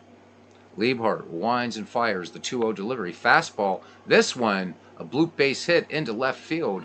Up with it is Josh Clark, and Johnny Kling aboard. And Kling, 9 steals, so he will pick his spots. 9 steals in 1907. Jimmy Schlegel still looking for that first hit. 0 for 16 in the tournament, 0 for 1 today. Schlegel last time grounded to pairing it short. Kling, good leadoff first. Liebhardt checks the runner. Full count on Schlegel, and there was a hit and run on with 2 outs. And Clark up with it, and the throw to third, and they nail Johnny Kling. But the damage has been done. Chicago picks up 2 more runs, and we go to the bottom of the third inning. It's the Cubs 4 and the Naps nothing. We're talking about slow starts. Joe Birmingham leads it off here for the Cleveland Naps. Birmingham with just 1 hit and 30 at-bats. So a 0.33 batting average for Birmingham. In 1908 for the Cleveland Naps, he hit .213 with 2 home runs, 38 runs batted in. Jack Feaster into the wind in the 0-1 pitch. Change up on Birmingham, and Birmingham picks up his first hit the second hit of the tournament. Birmingham aboard, so we can talk about him. Does he have any speed? Well, in 1908 for Cleveland, he stole 15 bases. And here is George Perring. Perring in the box now. Feaster checks Birmingham at first, throws over, and the tag by Chance. And Birmingham is back safely. Birmingham leads off first again. Feaster ready to deal now. Perring swings in the first pitch. Line drive, base hit, left field. Past Joe Tinker. Jimmy Sheckard up with it. Birmingham will make it to third on the play. So runners at first and third. George Perring at first. Joe Birmingham at third for the pitcher, Glenn Liebhardt. Infield looking bunt here. Steinfeld in at third. Frank Chance in at first. Some weak hitters in this Cleveland lineup, says Todd B. Absolutely. Even Lajoie that year, not one of his best years, certainly. All right. So Cleveland looking to get a run home. Nobody out and 2 on. trying to bunt here to try to stay out of this double play. Feaster brings it now. Liebhardt gets a good bunt down. This one up the first base line. Chance will go to Evers to retire Liebhardt. And they do not send Birmingham. So 2 in scoring position. Pairing will move up on the play. And that brings up Josh Clark. And we are back at the top of the order for these Cleveland Naps. Clark grounded to short back in the first. Opportunity here for the opportunity for Cleveland to get on the board here, down 4-0 in the bottom of the third. Feaster works in the stretch to Clark. Clark swings, and this one chopped to third. Steinfeld will go to Chance to retire Clark, and in to score is Joe Birmingham, and the Cleveland Naps pick up their first run. So it is now 4-1, trying to chip away at the Chicago Cubs. George Pairing on at third as hot corner man Bill Bradley strides to the plate. Bradley grounded to short back in the first. Jack Feaster pitching with 2 down from the stretch, and the 1-1 pitch to Bill Bradley. Curveball. This one bounced to second. Evers quickly on to Chance, and that will retire the side. But the Cleveland Naps do come up with a run on 2 hits, no errors. And we've played 3 here at League Park in Cleveland, Ohio. 1907 Cubs 4, the 1908 Naps 1. And leading off here is third baseman Harry Steinfeld. Steinfeld will be followed by Johnny Evers and Joe Tinker. Steinfeld, nothing for 1. Fly to deep center back in second. Tomorrow night, we'll be back to the 19th century, by the way. The Providence Grays of 1884 against the Baltimore Orioles of 1894. They are deadlocked at 1 game each. Hopefully Cousin Ken will be there to manage his beloved Providence Grays, who go on the road to Baltimore. Liebhardt deals to Steinfeld, the 3-0. Steinfeld lays off. This one just inside, and Harry Steinfeld draws the walk. The third baseman pilfered 19 in 1907. Back of the Johnny Evers now the number 7 hitter. Grounded to short back in the second. Steinfeld, good lead off first. Here's the 0-1 delivery to Evers. Fastball. This one grounded to second. Lajoie's throw to Stovall will just get Evers by half a step. Steinfeld moves into scoring position, 1 down for shortstop Joe Tinker. He grounded to first back in the second. So runner in scoring position for the Cubs. 4-1 your score here in the fourth. Liebhardt comes home to Tinker, the 1-0. Tinker grounds this one to Bradley at third base, who sets and fires across the diamond to retire Joe Tinker. Steinfeld will hold at second, and here's Jack Feaster now. Single to right, and on an outfield error was able to make it to second. Liebrandt delivers now to Feaster, the 2-0 delivery. Curveball, Feaster swings, fly ball shallow right. Bill Hinchman has his sights on it and gloves it for the final out. No runs, hits, or errors, a man left. We go to the bottom of the fourth, Chicago 4, Cleveland 1. George Stovall, Napoleon Lajoie, and Bill Hinchman due up for the Cleveland Naps of 1908. Stovall flied out to deep right center. Very short porch, and it would be fun to show you guys a top-down view of this by bringing up Diamond Mine Baseball. It almost looks like an F-ball field. Very, very short. It was, I think, 299, I want to say. Maybe a little bit less. Down the right field line. Fans out to it like a deep 420. And, yeah. I don't use field markers on here the way Steve Tate does. But very, very short porch, hence the tall fence. I'm guessing maybe this might have been used as a polo field or something. I'm not really sure of the history of League Park, or whether it was just built, as many dead ball parks were, to try to just fit into a downtown. Feaster deals now, the 1-2 pitch to George Stovall. Spitball. Stovall sends this to center field. Schlegel running back on it and gloves it for out number 1. Oh, thank you, Christopher. Welcome in, my friend. He says he loves these old ballparks and my explanations. Yeah, I will have to remember sometime to bring it up in Diamond Mine Baseball so you can get a nice overview diagram. You can also just Google it and see what it looks like from the top. There should be some Diamond Mine images on there. Funny looking ballpark. kind of reminiscent of the LA Coliseum, except LA Coliseum went right sort of very, very deep to right field and short left field. So, but that's what League Park looked like. This spot, I believe, is one of the Gary Grigsby paintings. Gary Grigsby, big baseball fan and maker of all those cool war games that people play. One out for Lajoie, who's nothing for one, grounded out his last time up.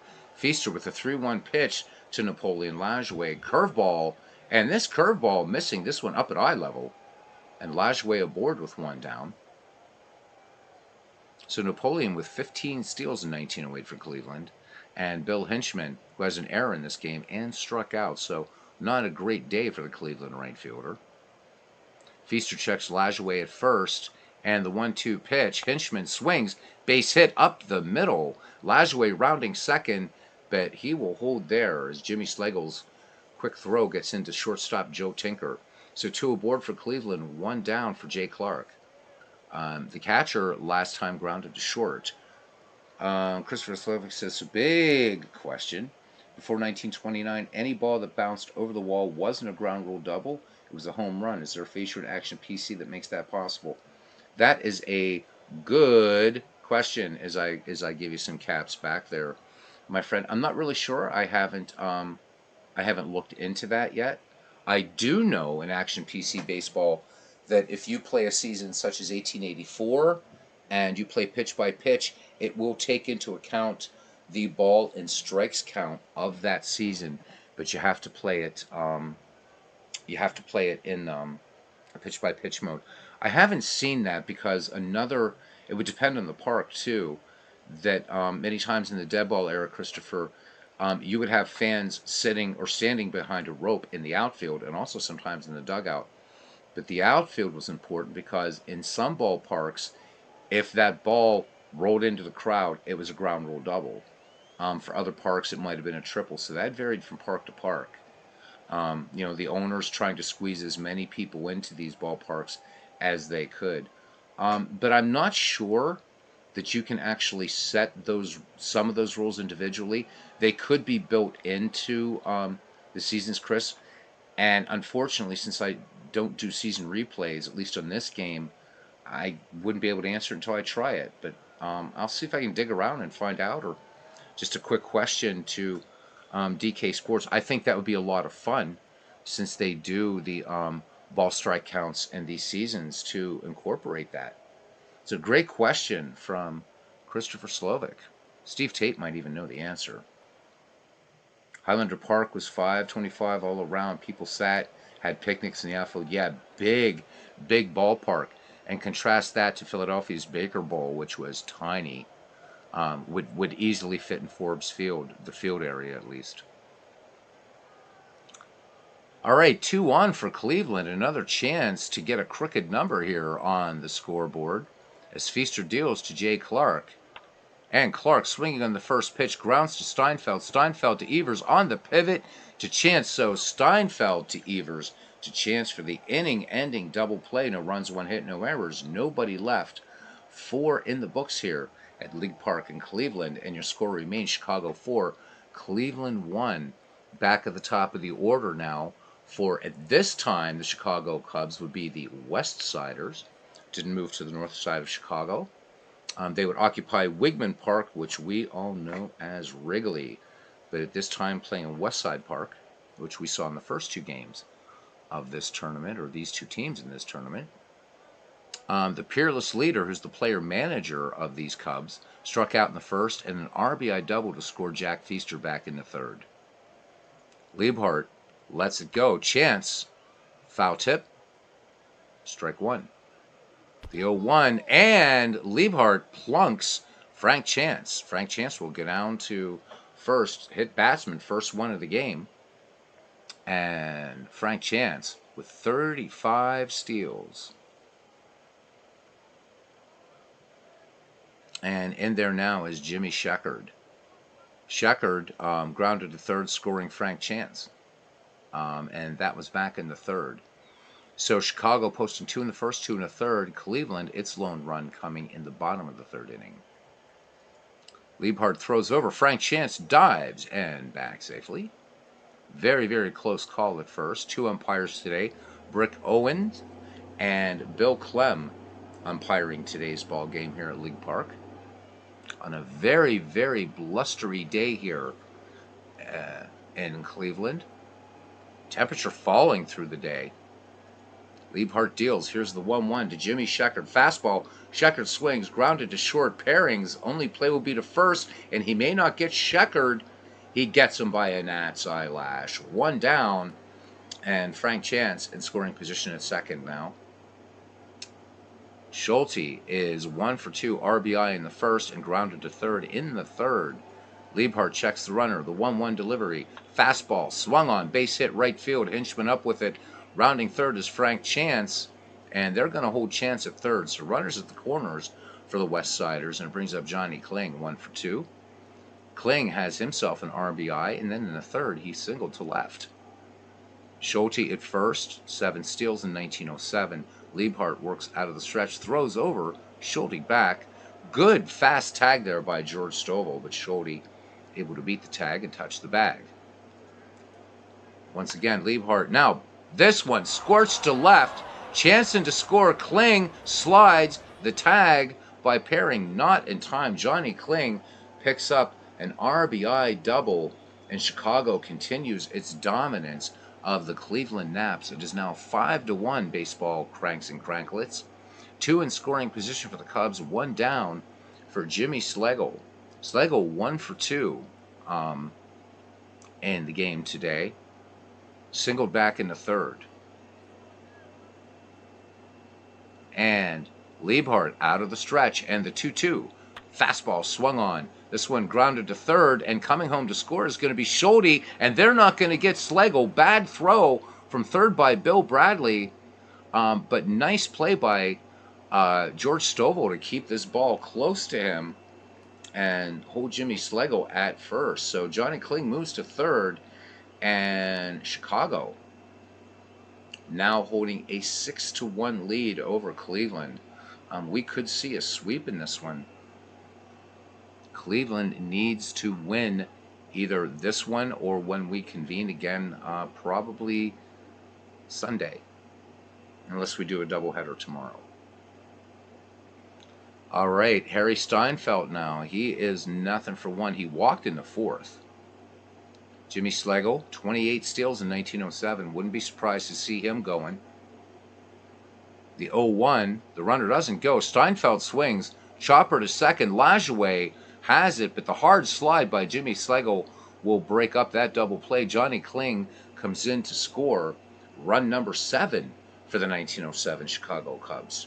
2 out, Steinfeld at first, and Johnny the Crab Evers, nothing for 2. He is grounded out twice. Steinfeld leads off first. Liebhart checks the runner. The 1-1 pitch to Johnny Evers. Fastball, fly ball, center field. Birmingham sets his sights on it and gloves it for the final out. But 3 runs, 2 hits, 1 error, 1 left. We go to the bottom of the 5th inning. The Chicago Cubs 7 and the Cleveland Naps 1. Catching up on the chat here a little bit, as Christopher's talking about the difference with ball strike counts in 1884. Ken Castro, our 19th century expert, answering 5 balls, 4 strikes in 1887. The 4-3 is the original speed-up rules. Ken says, yep, guess you could say that. And Action PC will do that, but just remember you have to do it in pitch-by-pitch mode. If you do it in bat mode, it won't reflect that. So that's why I'm excited to do an actual 19th century replay for Cousin Ken. We just got to pick a season, and I'm guessing it'll be the 1884 campaign. And we'll let Ken manage it. All right, Joe Birmingham is 1 for 1. And I am doing a season replay. What am I saying? I'm doing 1934 in out-of-the-park baseball. All right, Birmingham had himself a single between third and short back in the third. So Joe Birmingham now in the entire tournament is 2 for 31. Jack Feaster deals the 1-0 to Birmingham. Fastball, and Joe Birmingham coming alive. Base hit to left center. Jimmy Schlegel getting to that ball quickly. And Joe Birmingham is aboard. Joe Birmingham now starting to look a little bit like Ty Cobb and Tris Speaker. George Perring, shortstop, is 1 for 1. He singled back in the third. Birmingham with his leadoff first. Feaster with a check of the runner. The 1-1 pitch to George Perring, grounded to first, and taking it to the bag himself is Frank Chance. For the first out of the bottom of the fifth inning, Joe Birmingham moved to second on the play, and they're looking bunt from pitcher Glenn Liebhart. The delivery from Feaster, and Liebhart swings away, grounder to Evers, who fires on to Chance for the 4-3 putout. 2 away, Joe Birmingham moves to third, and a lot of work for this Cleveland Naps team as we go back to the top of the order, and Josh Clark. So Clark, the last time grounded to third, and Joe Birmingham able to score on that ground out. Feaster from the stretch to Clark in the 1-2. Curveball swung on, grounded to third. Steinfeld sets and fires across to Frank Chance to end the Cleveland fifth. No runs, 1 hit, no errors, 1 left. We go to the sixth. Chicago 7, Cleveland 1. Christopher Slovic says, check out his 1969 video, put an advertisement in the beginning making fun of vacuum ads in the early days of television. Nice, nice, nice. Guys, check out what Christopher Slovic is doing with those great videos on his channel. And after he returns to warmer climes for him, the Creators Cup Series in Out of the Park Baseball that he's doing will continue. And as I've said before, if you want a master class on how to set up a tournament, look no further than Christopher Slovic. Great stuff. Sounds like a real ball game, too. Love it. All right, Joe Tinker leads it off here for Chicago, followed by Jack Feaster and Frank Chance.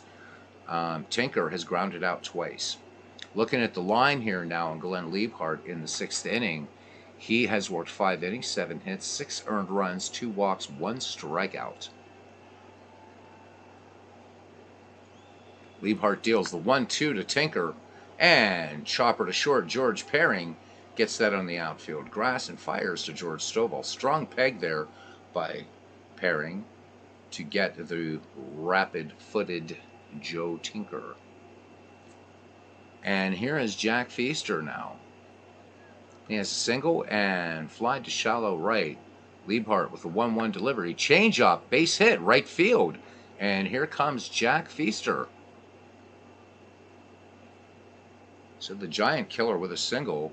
1 out. Frank Chance now back at the top of the order. So Chance has struck out, RBI double, and was plunked by Glenn Liebhart. And that hit batsman happened in the 5th. Feaster slight lead off first. Liebhart with a check of the runner. And Clark out to have a quick word with Glenn Liebhart back behind now. And the 2-0 to Frank Chance. Chance swings, grounded to short. Perring to Lajoie to Stovall for the 6-4-3 inning-ending double play. We go to the bottom of the 6th inning, and it is 7-1. Let's look at Jack Feaster's line. Through 5 innings, 4 hits, 1 earned run, a walk, and 1 strikeout.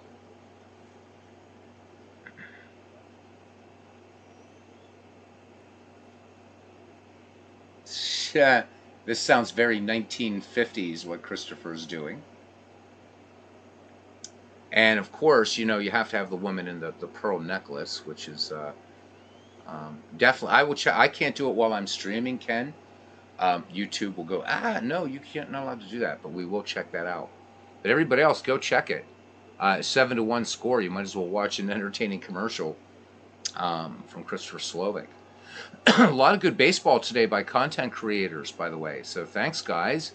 Dwayne Martz did a doubleheader today.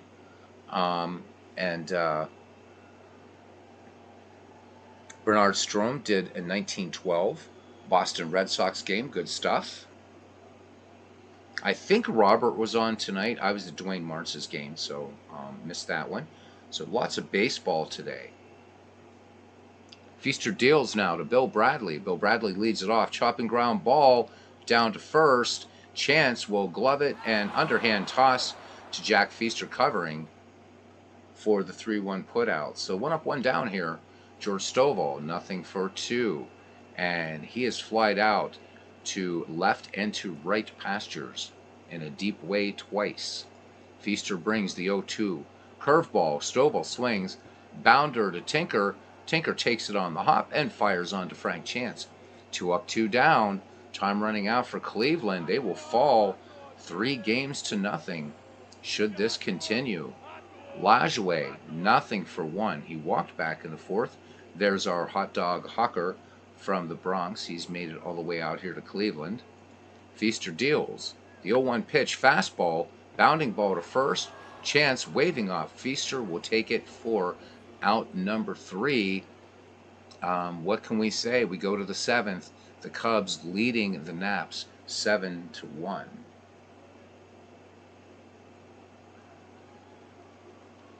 And leading off here, Jimmy Sheckard, as Ken and Christopher continue talking about the commercial that Christopher created on his channel. Do check it out. Those are a lot of fun. All right, the Cubbies left fielder grounded short his last time up. Does have an RBI that was back in the 3rd, walked in the 1st. Liebhart deals the 2-1. Sheckard swings. Just a little roller up the first base line. And they do just get Sheckard tearing out of the box there. So nice combined play by Stovall and Liebhart there at first to get Jimmy Sheckard. And that brings up right fielder Frank Schulte. Singled. He also has an RBI triple back in the 1st. The 1-0. Fastball. This one sent to right field, and Hinchman getting it at around the 340 mark in right field for out number 2. Johnny Kling, Chicago catcher, 2 for 3, strides to the plate.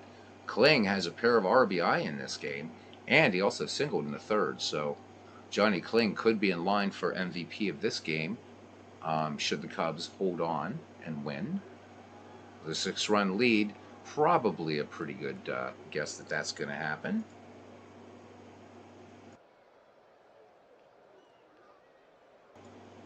All right. Liebhart deals now to Johnny Kling, the 0-2, and Kling rips and misses. Middle of the 7th, and it is 7-1. Sing along. Sing along, sing along.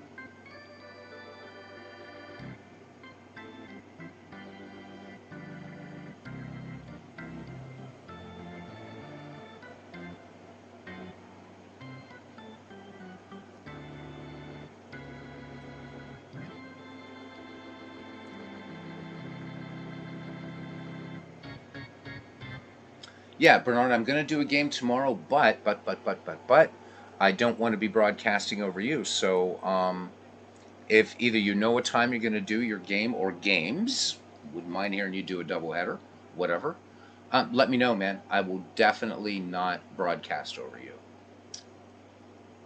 All right? So yeah, it's probably going to be tomorrow evening. If I do a day game tomorrow, it will be not on top of your broadcast. And it'll probably tomorrow be either MLB The Show or Baseball for Windows. All right. So Bill Hinchman leading it off here in the bottom of the 7th inning. And Cleveland, again, in round 2, taking care of the world champion 1909 Pittsburgh Pirates, have run up against a granite wall with the world champion 1907 Chicago Cubs. These games this has just been absolute dominance by these Cubs, and the Cubs could win it all. We will see. Little ways to go as rounds 3 and 4 are the best of 7. Feaster now into his wind, and the 1-0. Hinchman slaps this one to first. Chance to Feaster covering on the 3-1 putout. 1 away here now for Jay Clark. And the catcher watching his batting average go down. It's now 156 as of this at bat. He is 0 for 2. He's grounded to short in the 2nd, and in the 4th, hit a 2-ball. Feaster deals the 1-0. Clark on the changeup. Hard ground ball to Johnny Evers on to Frank Chance. 2 up, 2 down here for Cleveland in the bottom of the 7th now. Joe Birmingham, though, came in a 1 for whatever in this game, and watching his batting average climb up. So, cranks and cranklets, it is a 0.94 now for Joe Birmingham. He is now 3 for 32 in the tournament. Came into this game, 1 for 29, 1 for 30, whatever. He had 1 hit coming in. He's 2 for 2 today, batting 1,000. He's a hero. Let's have a good look. There he is, Mr. Birmingham right there, and you can see him now in stereo. All right. Quadraphonic if you're a Floyd fan. 1-0 delivery. Birmingham does it again. Scorches this to the left. This one's going to go for extra bases. Jimmy Sheckard giving chase and left. Joe Birmingham tearing around first, and he will get to second. And how about Joe Birmingham? Unbelievable, baseball fans. Joe Birmingham lighting it up here for Cleveland. And he is in scoring position. 2 outs now for shortstop George Perring. Singled back in the 3rd. He is 1 for 2. Johnny Kling sets the target. Jack Feaster checks Joe Birmingham out there. And here is the 1-0 delivery. Changeup. Perring, chopper to first. Frank Chance will take it to the bag unassisted. So the Cubs, despite giving up the hit, do face the minimum. And we go to the 8th. And it's 7-1. Ugh. All right, Jimmy Schlegel, Harry Steinfeld, and Johnny Evers due up. I don't want to sim these games out even when they're blowouts because this is a tournament and anything can happen. I have to say, though, the 19th century teams have provided a hell of a lot more excitement than the dead ball teams. All right, Jimmy Schlegel leading it off here for Chicago in the 8th. Schlegel back in the 5th was safe in a throwing error, and Schulte scored. And Glenn Liebhardt winds, and the 1-1 pitch changeup. This one slapped second. Lajoie on the quick throw on to Stovall for the 4-3 putout. 1 up, 1 down here for Harry Steinfeld. Would like to get on the Chicago hit parade. The line so far for Chicago 7-8-0. 3 left on. For the Cleveland Apps 1-5-2 and 4 stranded. Steinfeld over 2 with a walk. So he grounded to second. Last time, forcing Schlegel, but Johnny Kling able to score. Bases empty. Glenn Liebhardt with the 0-1. Steinfeld, little grounder to second. Lajoie up and on to George Stovall for the 4-3 putout. So 2 up, 2 down now. Johnny Evers, nothing for 3. We read his nice little scientific treatise on throwing out a batter trying to steal second. The Crab, nothing for 3.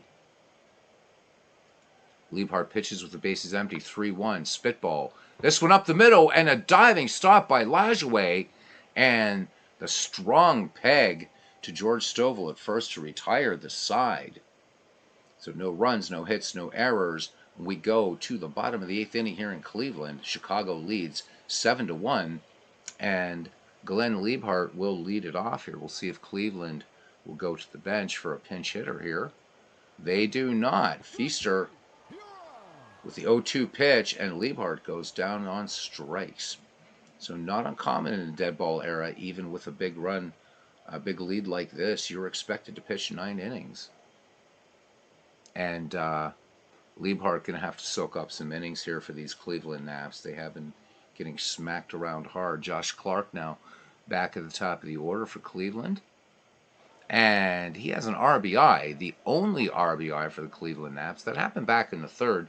He grounded to 3rd, scoring the amazing Joe Birmingham.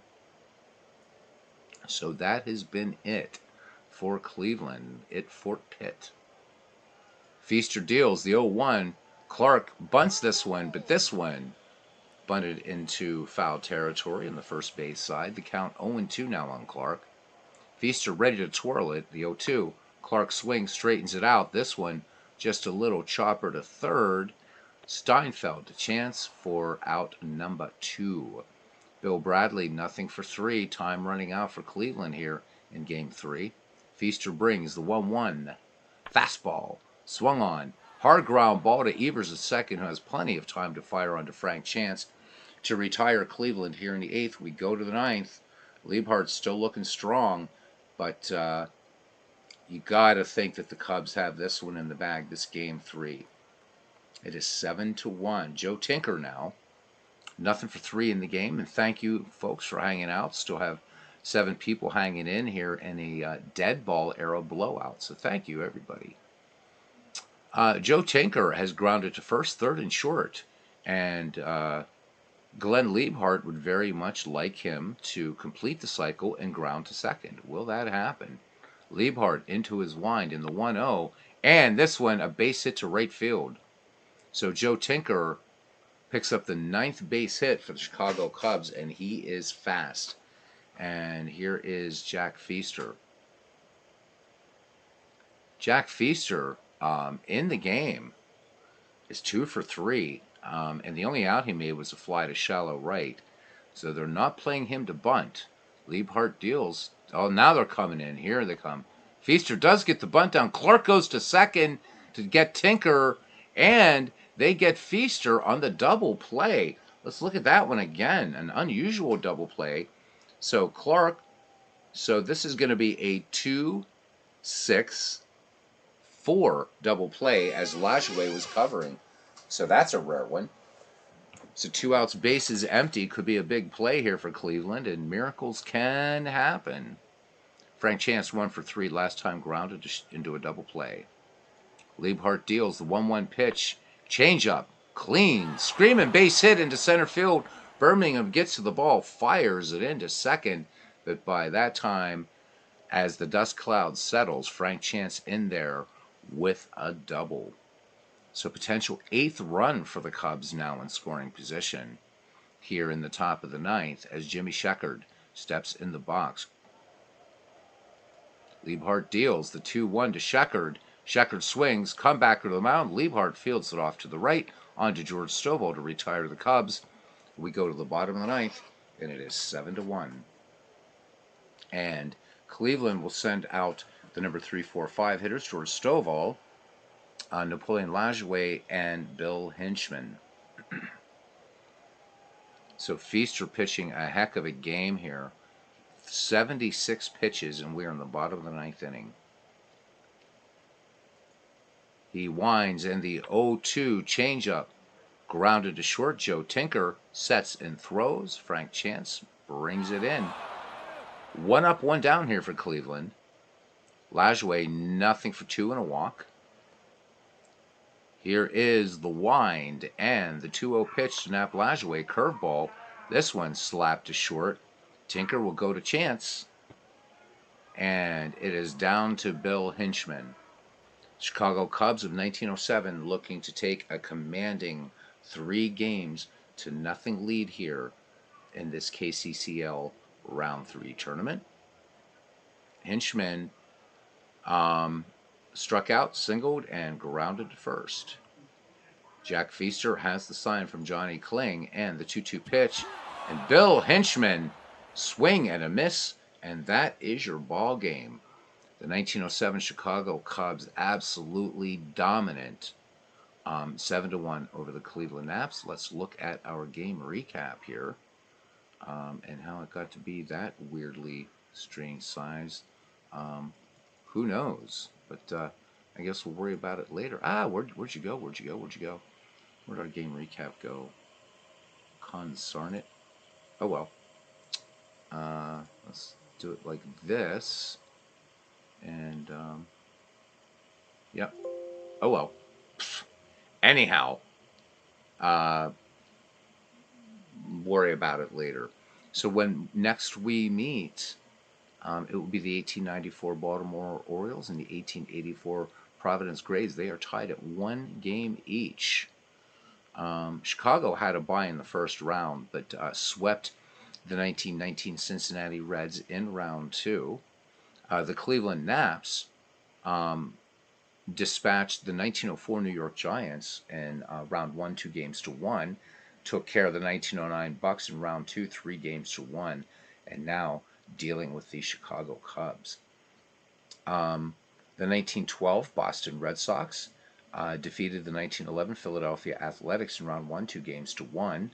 And then they made it to round two, and they met the Providence Grays. That was a hard-fought round two between these two teams, but the 1884 Providence Grays with a 3-2 series victory to move on to round three over the 1912 Boston Red Sox.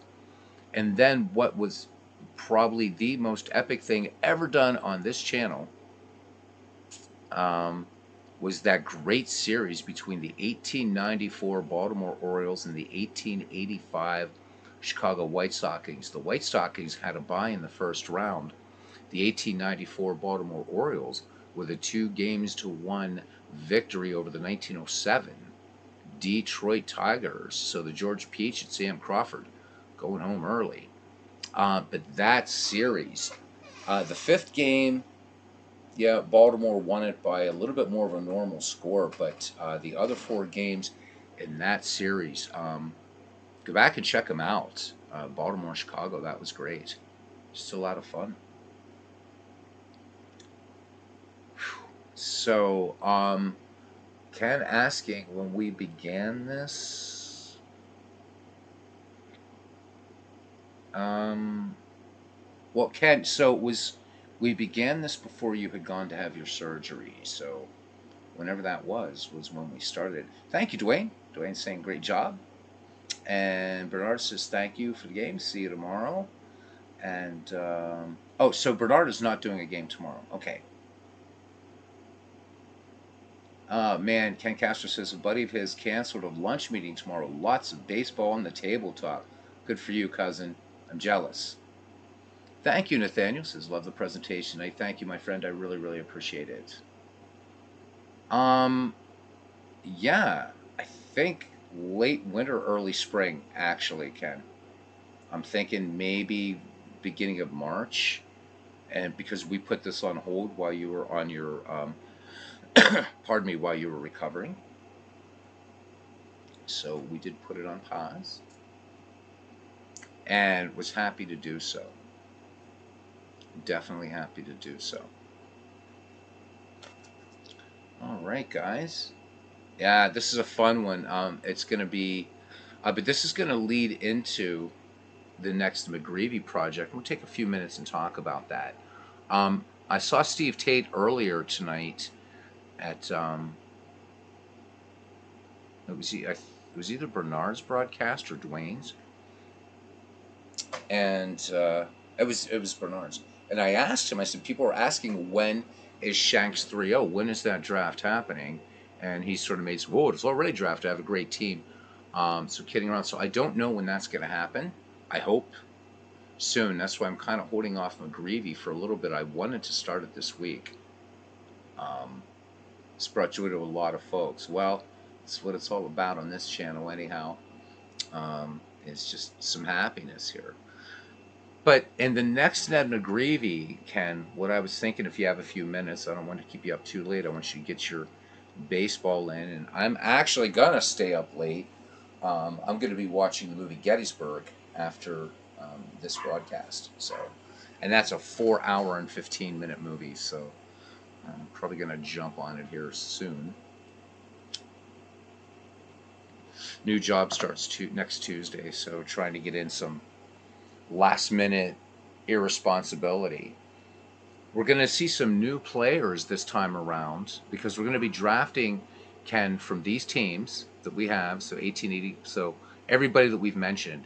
And we're going to add back in the 1899 Brooklyn Superbas, the 1904 New York Highlanders, and the 1906 Chicago White Sox, the Hitless Wonders, probably the 1917 White Sox. I wouldn't mind adding, the 1918 Red Sox. And the only thing is what we'll do is kind of adopting something from Shanks, so that way we can get a lot more players in. But I don't want to do the whole 1880 to 1919, if that's okay with you. Is to just get some different players in here and not necessarily just all-time greats. So we'll be drafting.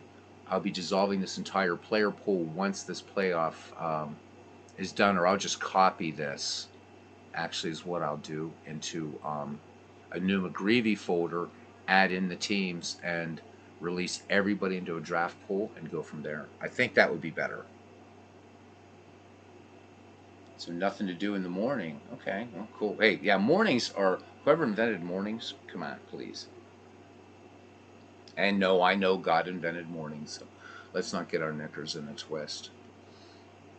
So I'm really, really excited about this. This one's going to give us. I mean, look, we are still going to have great players to choose from here, man. Seriously, you got Bresnahan. Look, he's got good old Moose McCormick. We got Turkey Mike who'll be making his return. We're going to see a lot of players this time around that we haven't in our first. Of course, there's Bad Bill Dolan, um, pitchers. I don't believe that Joe McGinnity, and actually, I should bring it up. I have what I did is I saved the McGreevy League results. Big, big, long report. That's pretty much all that's left of McGreevy, except for the McGreevy All Stars.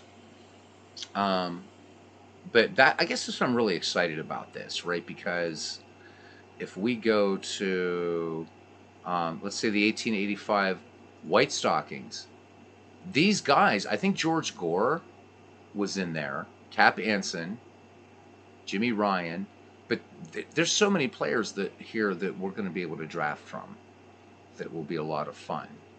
So hopefully that's going to be cool with you rather than just doing that, because I think what we'll have if we just do the 1880 to 1919 from the baseball history collection, we're just going to have basically the same teams again, right? Whereas this way, and we can add some more 19th century player teams too, Ken, if you want to talk about that. What about like the 1895 Cleveland Spiders? What about I don't know. I mean, sky's the limit, really. We can add as many as we want because the doppelganger rule is if you get Wee Willie Keeler, and let's say you get him from the 1904 Highlanders, that means you don't get him from the 1899 Superbas or the 1894 Orioles. I think that's fair. You're covered with any project of this era. Okay, good. And unlike the baseball history collection, which is going to give you these players best, um, we're picking. This is going to be based from these teams. So it'd be nice to see John Clarkson, Ned Williamson as part of this draft. I don't know how many Grays. Do we have very many?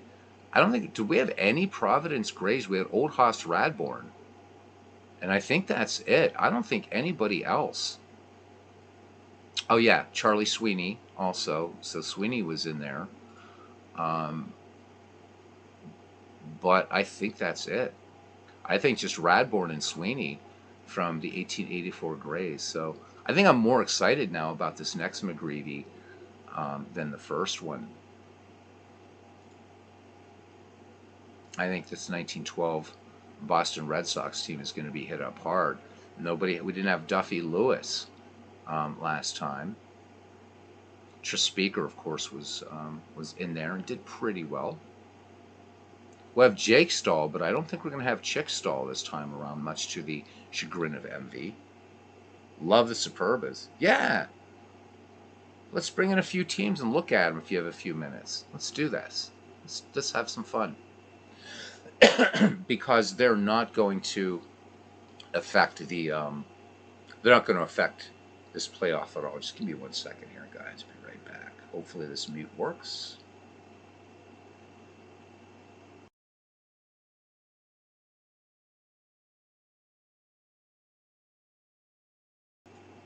All right, let's see what's out here in this Wild West, and if I have to install the teams, I will. So let's import a team and let's see what I have installed here. So we did say 1899, which I'm going to have to install, and that is fine. No, I don't. There's 1899 and Brooklyn. Boom, and let's import them. So we're just going to leave them right where they are and import them. Oh, no teams have been selected. I thought I already imported them. Son of a bitch. Let's do it again. As my Italian granddad used to say, son of a bitch. Come on. Come on, come on, come on, come on, come on. Brooklyn. Import. Import one team. And... Yep. Oh, already have them in there. Okay, exit. And import. Okay, blink and... Yep, there they are. We got them in there a whole bunch of times. Let's get rid of that one. Delete. Yep, delete Brooklyn. Yep, confirm. There they are, the Brooklyn Superbas. So Joe Kelly. So again, we have to use our little rule. So Joe Kelly obviously is going to be a doppelganger here, but that's fine. But Fielder Jones will be making a return. Look, Bill Dolan. So we will have to be very, very careful. But you can pick the player you want. So we're going to do this a little bit different. Yeah, you want the Detroit Wolverines? We can do it. Whatever you want, man. Give me a year, cousin, and I'll do it. It's down to the hardcores now. It's Nathaniel and Cousin Ken, and I'm thinking Christopher might still be hanging out. The 1883 Quakers. All right, give me a minute to install the 1883 season, and I'll do it. Because I know I don't have that one installed, but I can easily do it. So install season. Oops, look in seasons folder. Oh my god, okay, so the 1880s are really, really weird to do. Damn it, how do you do this? Give me a minute, because the 1800s, the way Dave Cook set this up is really weird.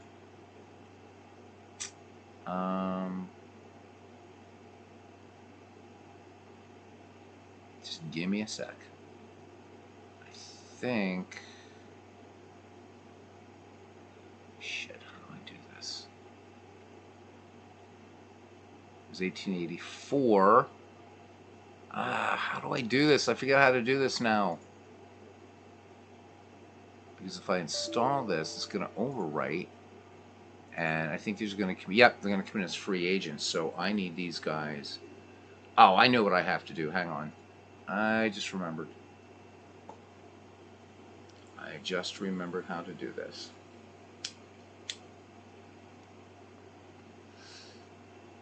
Alright, let us go to our C drive and to DK Sports Data and to Baseball and Seasons and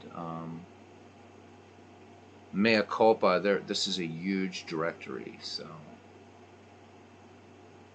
and it's going to take me a minute to find 1880 or 1800s complete, which of course it isn't. If we did this out of the park baseball, Ken, actually, let's ask this. Ken, we don't have to, since we're using teams, we could do this in out of the park baseball. And that way we can bring in the 1870s. So what do you think?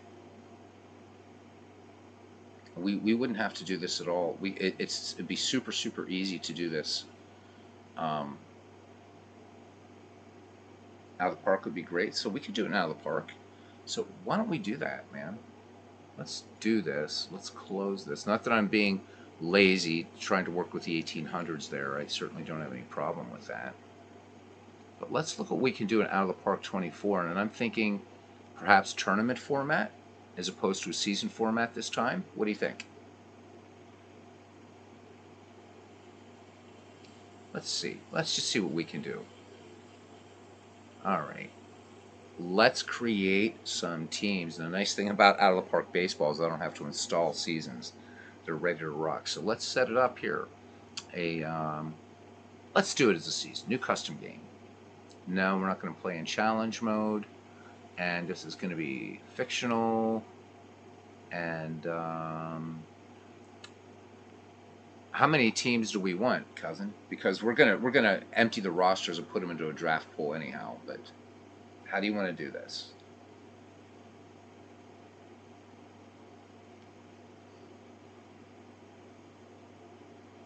I don't think we need. We could do it in 2 leagues.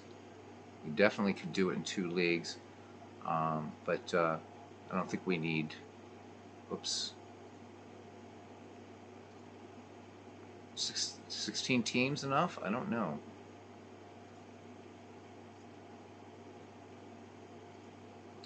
We can do a ton of teams. It doesn't matter. Are the guys drafting or not? So that's another thing that we can consider. We can have this thing carry out a draft. We can do the draft, however you want to do it. I'm just trying to set a groundwork, and the reason I thought it would be nice and out of the park baseball for the 19th century parks, we're going to have to be using this stadium mod. So, but hey, that didn't stop us from having Huntington Avenue grounds for the home team for the Providence Grays. Um, I'm just trying to figure out how many teams would be good here, and we get a nice mix of teams. Kind of switching back between this and Action PC, trying to decide what should be better. I'd like to do something on here. Think 16 teams is enough? If we get enough people interested, I'd love to get some people to do the draft.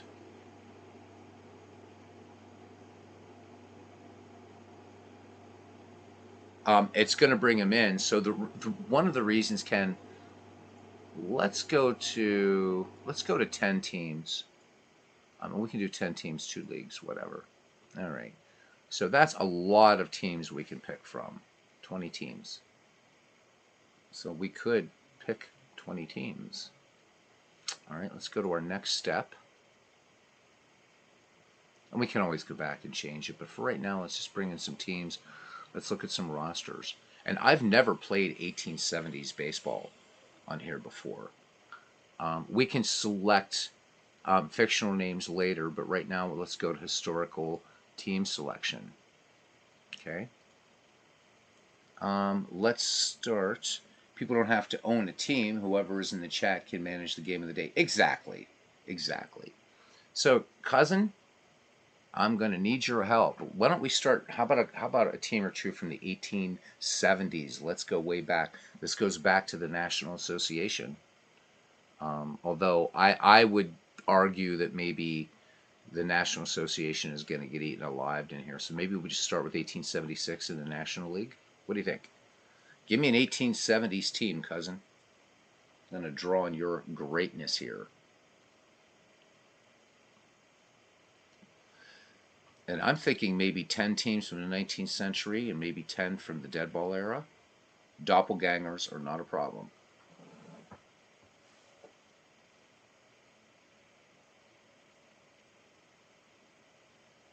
Yeah, we don't even have to draft. So Louisville, 1876. You got it. This is what's so nice about this. So I just do this, and I pick up the Louisville Grays. They're in. It's that quick. Okay? No, you don't have to go through the muss and fuss of installing seasons at all. Maybe that is just it. Can we just pick a bunch of teams? We don't even have to do a draft. Just pick some great teams from dead ball. The subpar clubs. Whatever you choose, cousin, I'm relying on you for the 19th century. I think definitely you want to put a couple outlier teams because we can add more teams into this as well. Can pretty much do what we want. We can even name the divisions, all kinds of stuff. Can dig in. They don't always all have to be first. We can throw in some outliers. We could do this all 19th century if we wanted. We might have some doppelgangers, but what the hell? I'm going to go ahead and oh, it's super easy to create, Nathaniel. So you can, as long as you can keep your eyes open and watch this one, listen to it. We know the 1884 Providence Grays are going to be in this, so let's get them. There they are. Providence Grays are now in.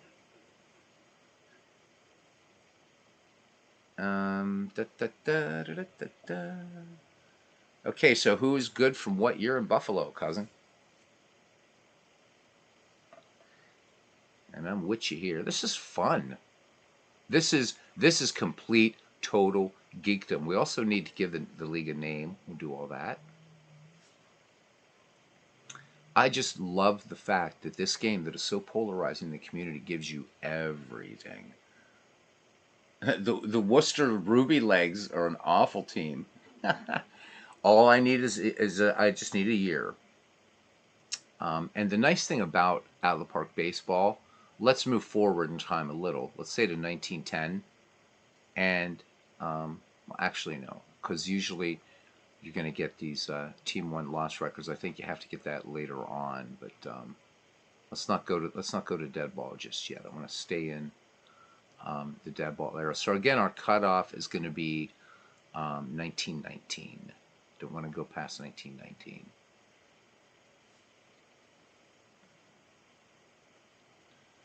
What about... We need a Cleveland Spiders team. We definitely need a Cleveland Spiders team. Damn right I'm geeking out, Nathaniel. You're damn right. This is baseball, buddy. I'm all about the geeking here. I am all about it. Love it, love it, love it, love it. 1885 White Stockings again, Cousin Ken. Yeah? I know he's there researching, but I mean, I think there's a few obvious choices. So the Chicago White Stockings gotta come in, man. They just have to. All right, where'd you guys go? There we are. 3 teams so far. Jimmy Collins played with the Buffalo Bisons in 1893-94. Let me bring up Baseball Reference, and let's pick the better team. Baseball Reference, Buffalo Bisons.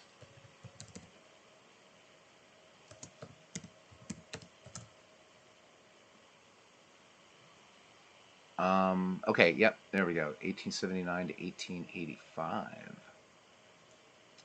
So 1894 is the better year.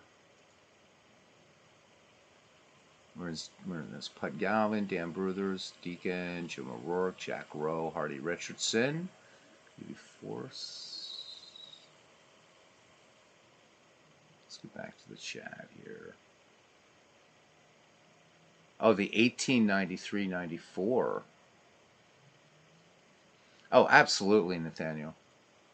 Okay, so I've got apparently I have the wrong. Oops, I have the wrong.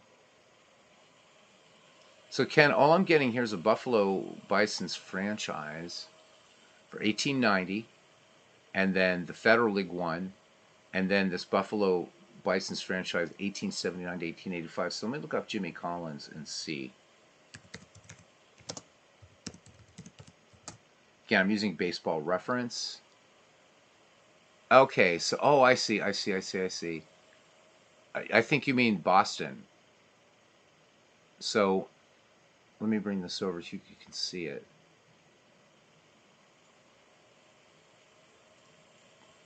And it's going to be a pain in the ass, isn't it? Yeah. So, can I...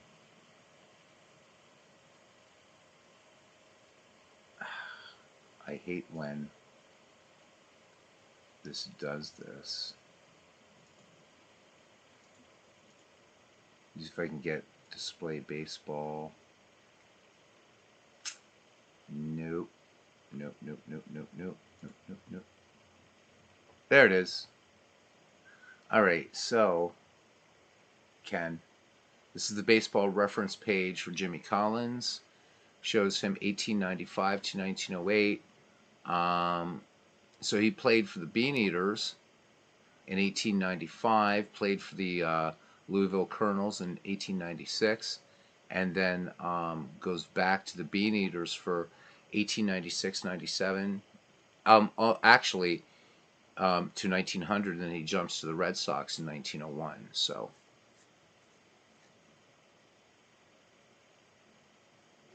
Two pages up. You mean a baseball reference? Nathaniel? I mean, yeah, I can. It'd be a little bit of twirling around, but yeah, I could definitely move in, move one out, whatever.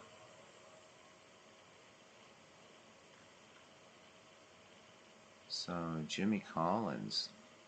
I don't know. I don't know. I don't know. Let's just bring this down here and get back to, is it actually? Mea culpa, man. I gotta click around here. Hey, look, there's Neb Greavy, by the way. He's gonna come up on your screens in a minute. There he is. Oh, come on, man. Why is this doing this?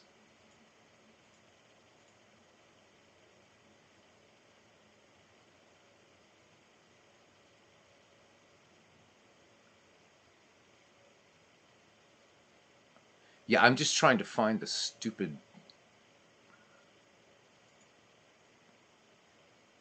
screen cap of this thing, which has been going fine, but now I don't know why it's not showing. There we go. There we go. We are back to business. And Ala Park just decided to crap out. Why does it do that? Stop and start it again. Crazy thing. So now we got to start all over, but easy enough. Easy enough. I've been doing a lot of crazy stuff on here today, so.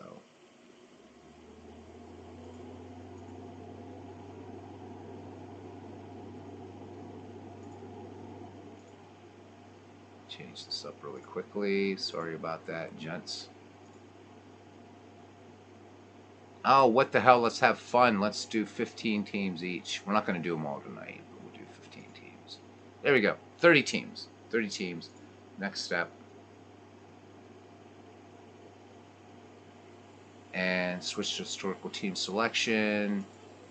And let me see, who did you have in here from 1876? It was Louisville. Louisville Grays. Oh yeah, I can do. Yeah, I'm still working on Windows 10, and that's on purpose because of the music stuff that I use. Nathaniel, I'm a little bit hesitant of going to Windows 11 just yet. Really expensive software, and I everything's working in Windows 10, and I just want to keep it that way. All right, I do know we said the 1885 Chicago White Stockings. Can you put in another one here?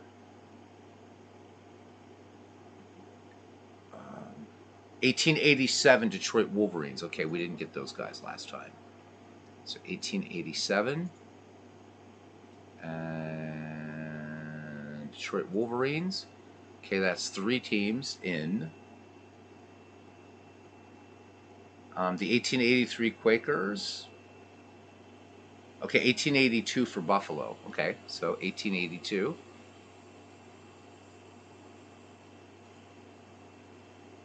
Yeah, 1882. Duh. And this is for 1882 for Buffalo.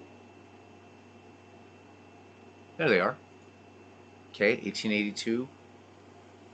So did you want 1879 as well? Did you want 2 Buffalo teams in this?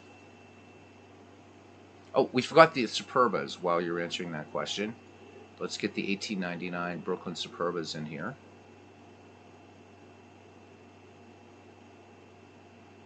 There they are. Good stuff.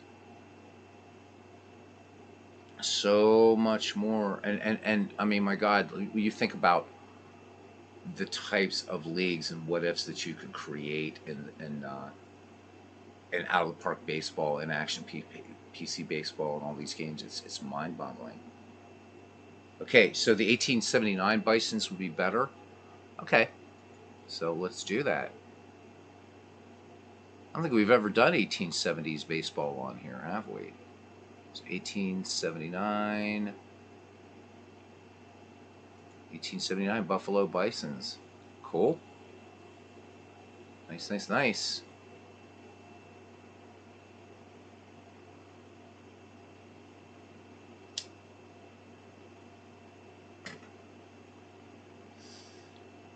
Wow, 10 likes. Damn, that's something. Hmm. Are we burnt out from the 1894 Orioles? Nah, I don't think so.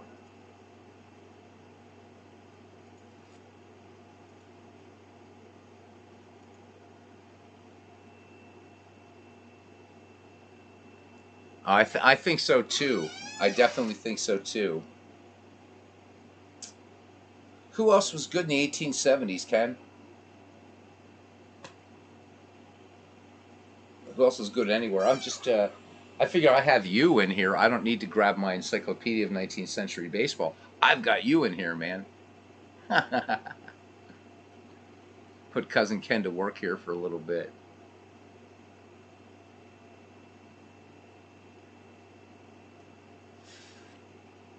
Oh, you want to put a bad one in there? Okay. The 1882 Worcester Ruby Legs. All right. That'll shake it up a little bit. Um, there they are, the Ruby Legs. Okay, they're in there now. So you've never done this, Nathaniel? Like created a league like this in out of the park baseball? He, yeah. So we are serious geeks, Nathaniel, when it comes to 19th century and dead ball era. Are you kidding me? This is like Ken and I are in our wheelhouse here. But ask us about 2006 baseball, and we'll say, huh? The 1878 Reds. We'll be like, are you kidding me? What? Huh? So yeah. I mean, we would know some things, but this is the wheelhouse, man. All right, Cincinnati Reds. They are in there. Look at all this 19th century goodness we have.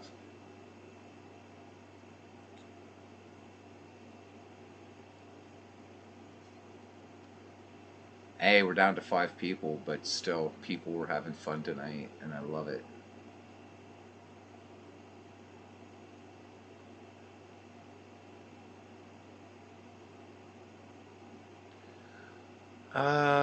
We need a Cleveland Spiders team, man.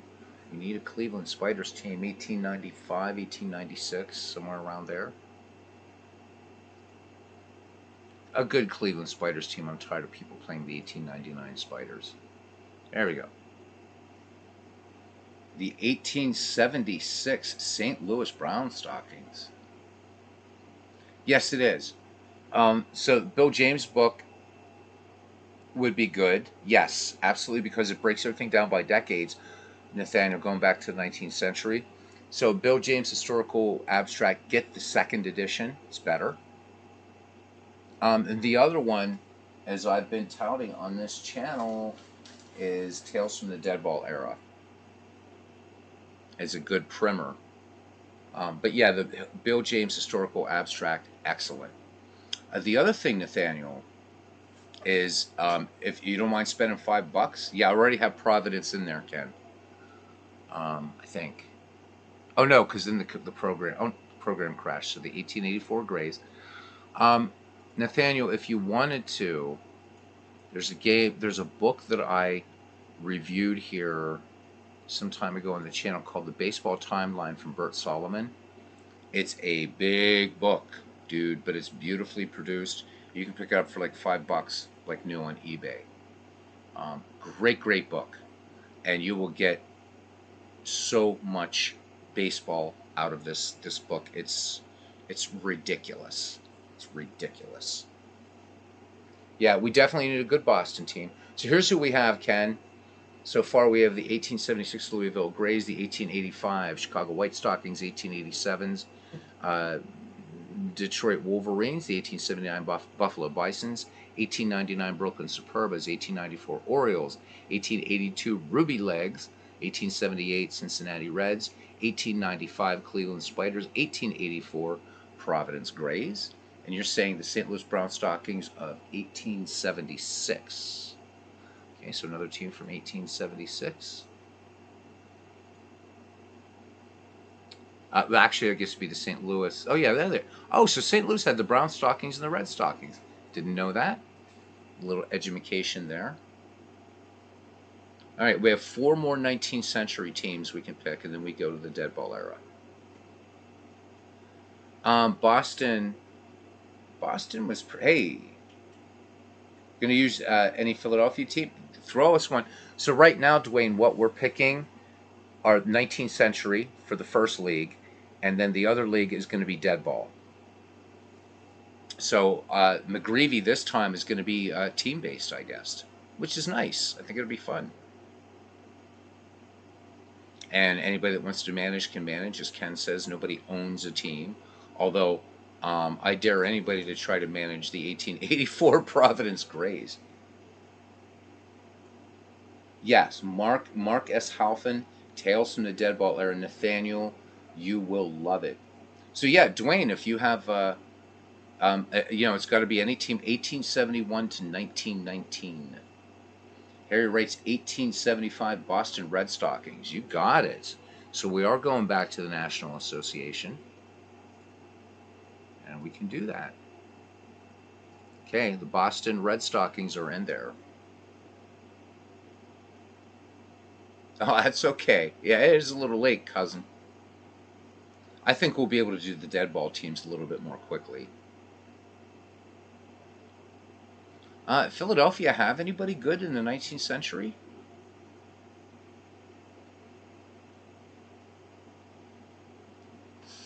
Now, the proviso we have to remember is that even though we're playing these teams from the 1870s, this is going to be playing with modern baseball rules, so 1893 forward.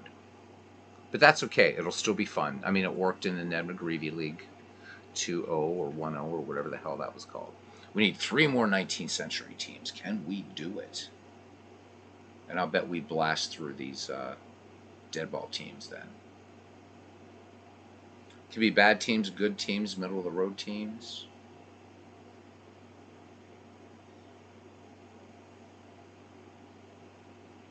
There is somebody in on the Out of the Park forums. They're replaying baseball history, and I've been following the guy. Started in 1871, he's up to 1886 now. So good stuff. The 1899 Phillies. All right. 1899 and the Phillies. You know, it also just occurred to me, Ken, because I know, but Diamond Mine Baseball doesn't play well as a streaming thing. I wasn't even thinking if we were going to do it this way. We could have done this in Diamond Mine Baseball as well, because I have all the seasons for that from 1871 to 1926. So, but let's stay here. We'll just stay in Out of the Park.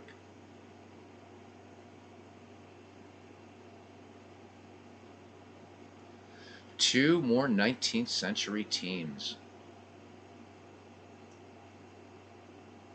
Oh, you've played a bunch of these teams in Diamond Mine. Would it be kind of cool then to see how they compare in Out of the Park to Diamond Mine then?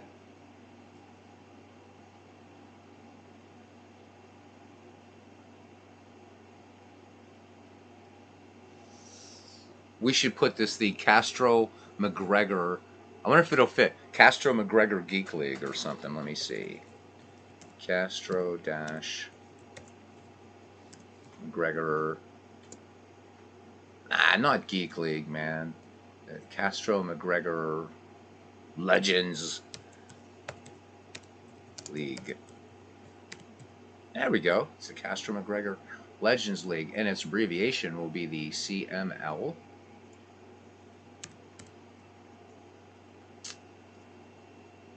And then we'll name the leagues and everything like that. I guess I have to hit. No, I don't want to hit enter yet. We're still selecting teams. Two more.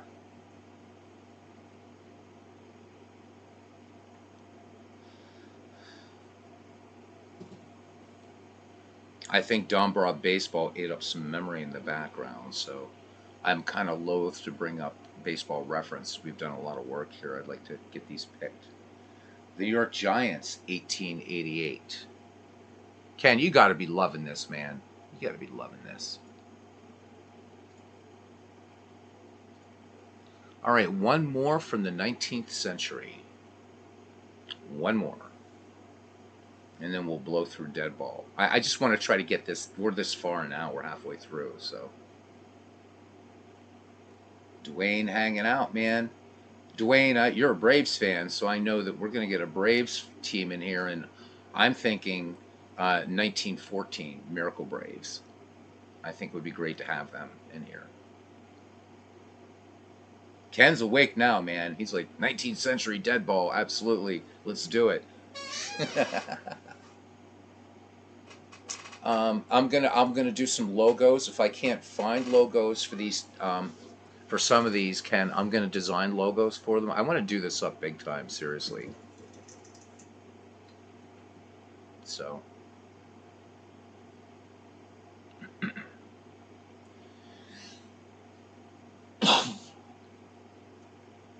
there's got to be one more team in the 19th century that we can grab. Gotta be, gotta be, gotta be. What about like the Keokuk or something? What were they? The Keokuk Westerns or something from the 1870s? I'm a little worried about these 1870s teams. Except for like the Red Stockings, they're going to be fine. But that's actually the earliest team we have in here. So one from the National Association.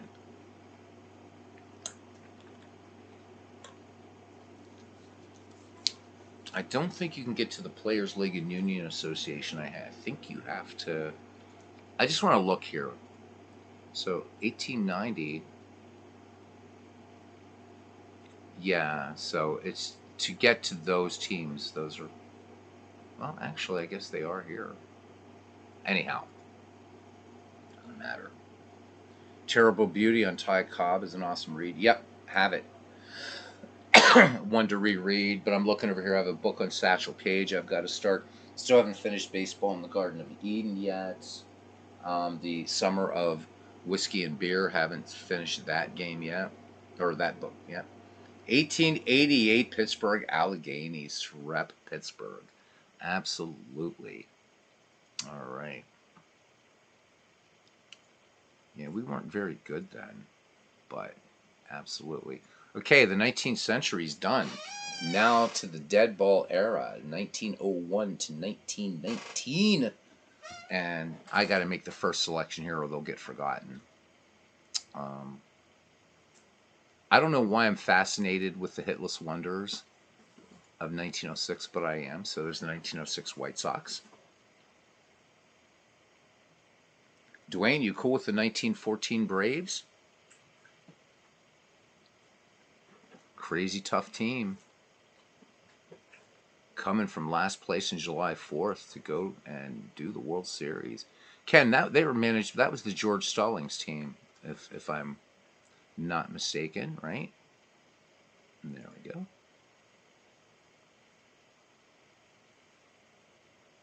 How do we know all these teams? Well, for me, Nathaniel, I don't have a life, so that's how I know them.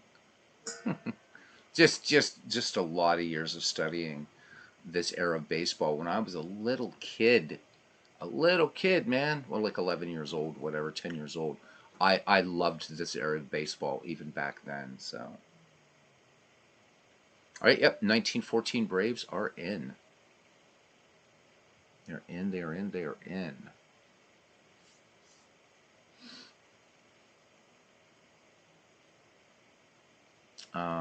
I'm gonna move ahead. Just guys, throw in. We got a lot of room here. I'm gonna put in a dominant Pittsburgh team. The 1902 Pittsburgh Pirates.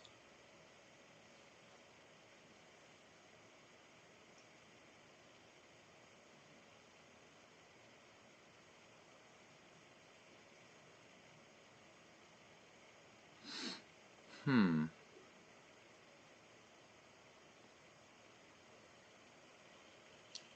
Boston Red Sox. So many great teams to choose from. We could have the. Let's see. You can blow through that. Oh, your favorites, the Brooklyn Robins. Okay, I'll do that. Okay. All right, let's do it. You were watching the Ken Burns Civil War documentary religiously. Man, Nathaniel, I don't know how many times. Yeah, Dwayne, we do. We have the 1906 Chicago White Sox are in there, the Hitless Wonders, but we could change it to whatever White Sox teams. You got a better one you like? Yep, 1914 Braves are in. The 1915 Phillies and the 1916 Robins. So let's do these in order. So 1915 Philadelphia Phillies and the 1916 Brooklyn Robins. I love having this amount of freedom. It's crazy. All right. Um, Dwayne, we can either go with the Hitless Wonders 1906 White Sox, or we could go with the much, much stronger 1917 Chicago White Sox. They were better than the 1919 team, actually. Would you rather them, 1917, rather than 1906? Easy enough to change it. Or we could have both, doesn't matter. We do need the Philadelphia A's. Yep, Philadelphia Athletics. Okay, 1906 White Sox are in there. 1911, 1910. Pick one. 1910, 1911, 1913 for the A's. Whatever you want. I think the 1913 Senators need to be in here. Because we got to have Walter Johnson in here, man. Or it's just not official, right? 1913, Washington Senators. Let's do the 1911 Philadelphia A's again. Let's do the 1910 A's this time.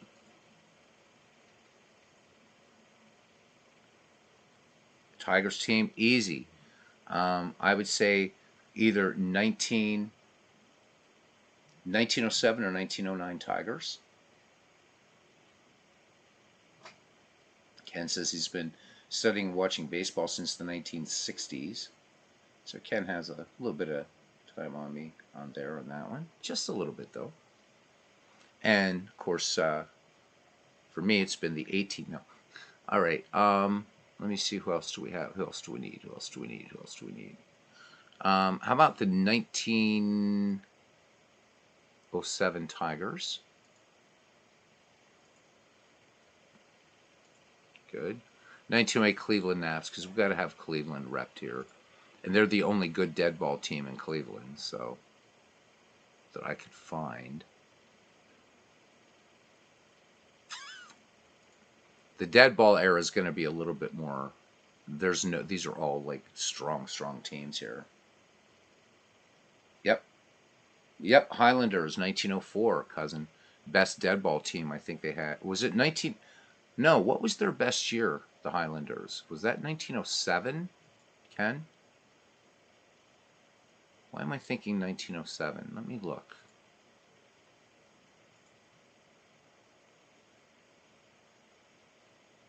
Because I'll be... No, they weren't so good in 1907. Was it 1904? I think it was 1904. Because this gives you the standings. Oh, they had a really good year. What year was it? I think it's 1904. Okay, 1904. Yep, all right. 1904 New York Highlanders. Bam. So the forerunners of the New York Yankees. Well, not forerunners. Yeah, pick a sub. Yeah, a sub 500 team. If you could, yeah, find one, man. You want to jump on Baseball Reference? Pick a year between 1901 and 1919, and pick a subpar fun team. They don't all have to be these amazing, strong teams. In fact, it would be nice to have a couple weak teams, I guess, because everybody that we picked from the dead ball era are pretty strong. We don't even have a Cubs team in here yet, or a Giants team.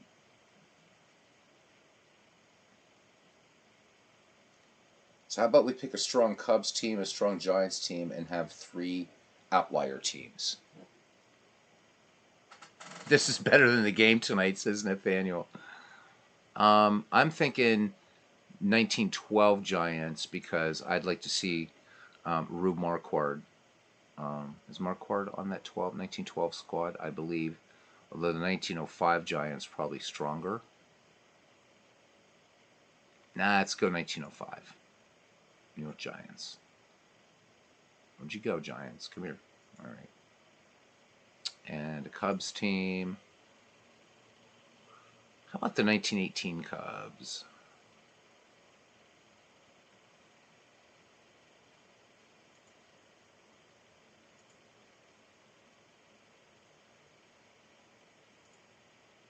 All right. Nice. So, oh yeah, Red Sox. Well, that's good. So what? So what if we only have two outlier teams? I would say either the 1915 Red Sox or the 1918 Red Sox, because then we got Babe Ruth as a pitcher. So Babe Ruth can be in this league now as opposed to the first McGreevy. That's my opinion.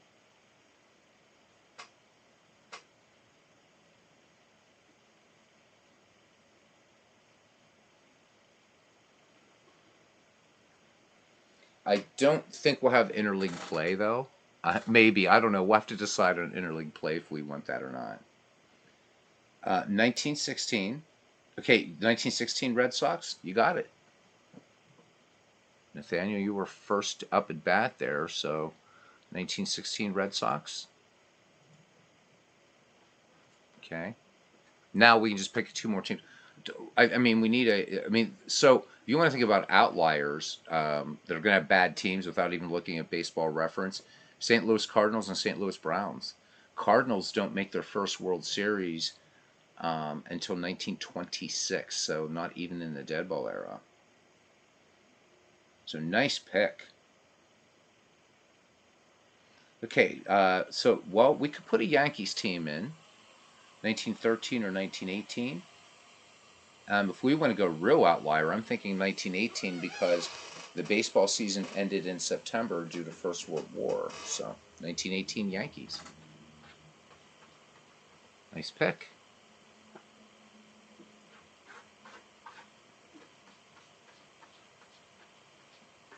All right, one team to go.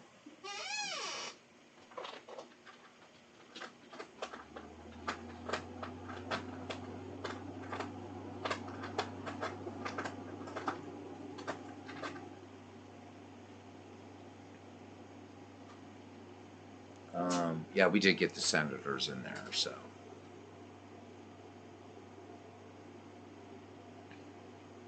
Let you guys research this for a minute and see what you come up with. I'm telling you, St. Louis is going to be a safe bet. The St. Louis Browns, their first really good team was 1922 with Ken Williams, Urban Shocker, George Sisler. They make one World Series, 1944, and get whomped by the St. Louis Cardinals. And again, the Cardinals don't win their first pennant until 1926. So, pretty bad teams in St. Louis in the dead ball era. And St. Louis is represented in the 19th century. So.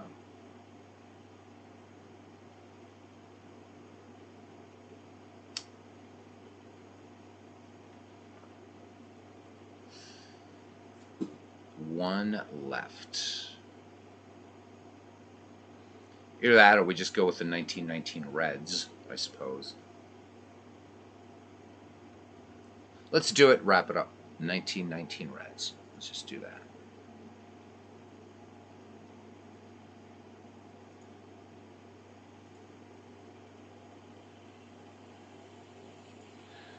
Okay, the teams are picked. Let's go to our let's name these leagues. So League 1 will be the Castro League.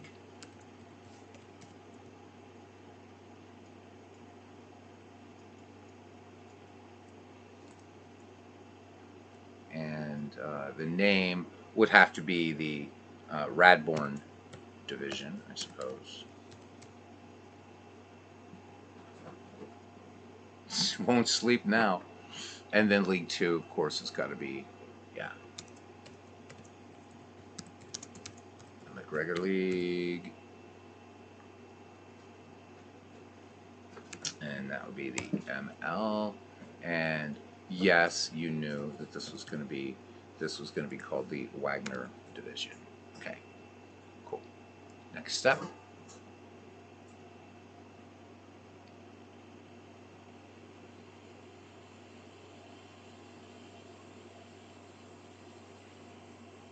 All right. Now we need to select select settings. I think we just go with 1900, just like we did in McGreevy 1. That seemed to work. Automatically adjust when advancing to new year. We're not going to do a draft. I think 162 games is probably crazy.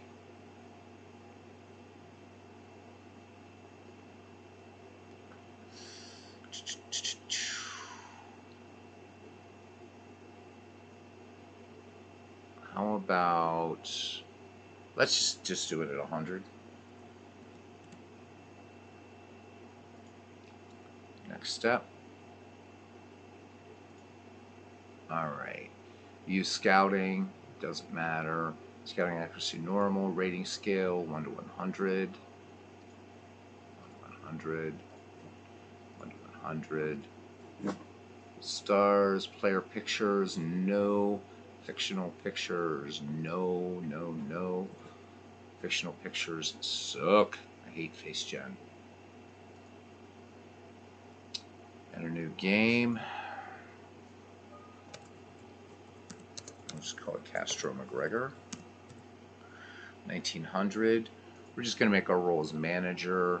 We'll play in commissioner mode. Cannot be fired. I'm not going to use trading hard mode.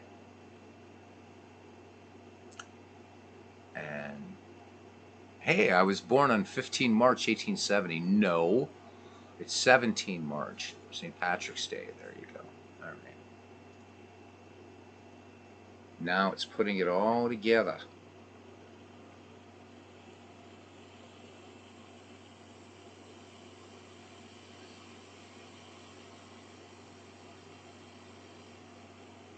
And I think this is going to do fictional logos, which is fine. Yep. There we are. There's our happy league.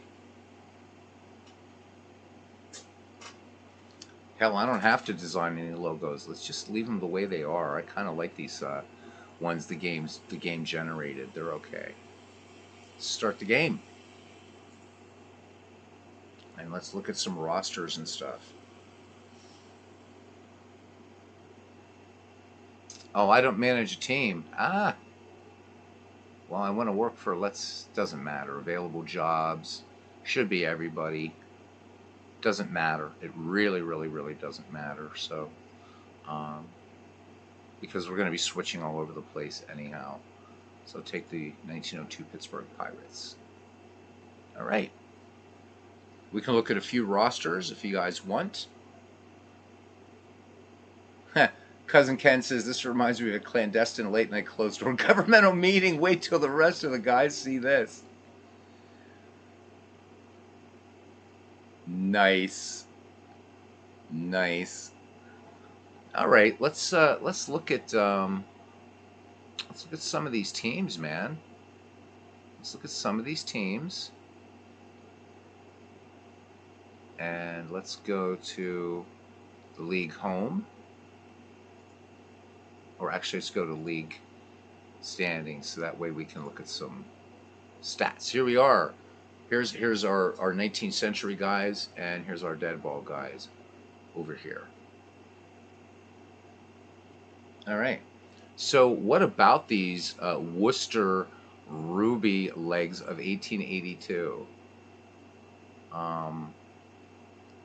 Let's see. Yeah, meet the team. Harry Stovey, Lee Richmond, Jackie Hayes. Hey, I know some of these names. There's John Clarkson. Let's look at lineups here. Doc Bouchon. It's nice. It brought in all the pictures so nicely, too. George Creamer. What was it I just read about George Creamer? Is that Doc? That's not Doc Creamer. That's George Creamer. I'm thinking about Doc Creamer. He ended up getting thrown out of baseball. There's Arthur Irwin. So we're going to see Arthur Irwin. I didn't know he played for. He also played for Worcester, because he also plays for Providence. So we're gonna have some doppelgangers in games, but that's okay. Who cares? Didn't know Jim Halpin was an Englishman. Some great names here. Harry Stovey. Let's look at pitchers. Pitching. Clarkson, Covey, Frank Mountain, Tommy Bond. Oh, there we go. Got a good Irishman there. So I've never heard of Frank Mountain, but I've heard of Corey Clarkson and Bond.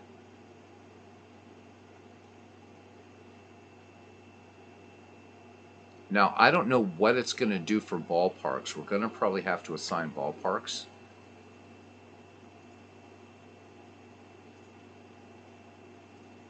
Because I think it's going to just, yeah, see, it's going to do that default ballpark. So we're going to have to bring in some, we'll have to create some ballparks for this, because it's going to do the default model, which is, well, actually, you know what? Except for the lights, that almost works. We could even create ballparks if we wanted on this. So there would be a little 19th century thing. This is the Agricultural County Fairgrounds. That's kind of cool.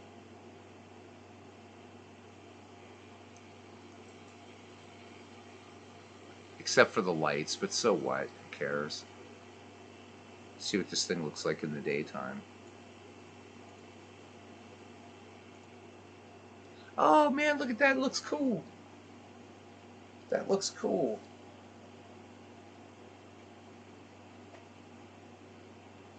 Fred Corey was from your area? We'll have to look at him.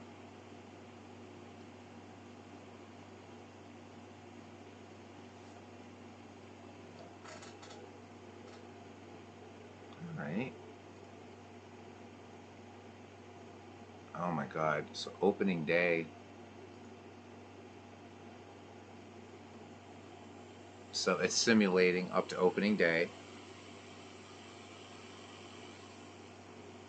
And we can just do an exhibition game, so just for a minute. I mean,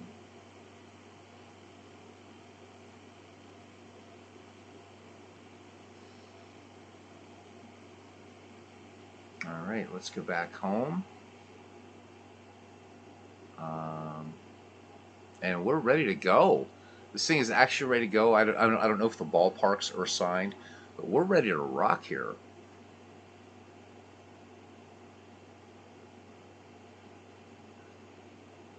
Ruby legs are 4-24.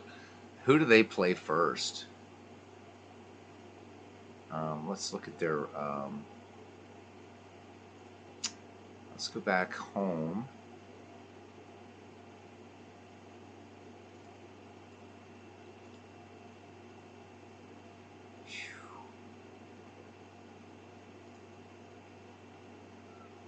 Let's look at the Ruby legs and let's look at their schedule. Let's see who they play first.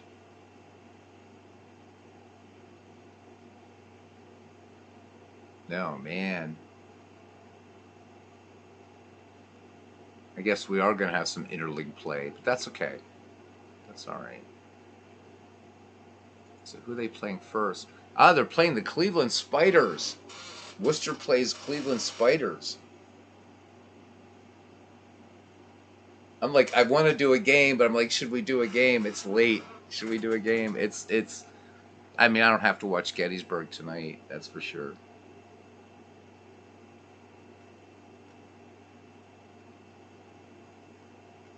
Now I'm like, oh, I want to do one. I want to do one.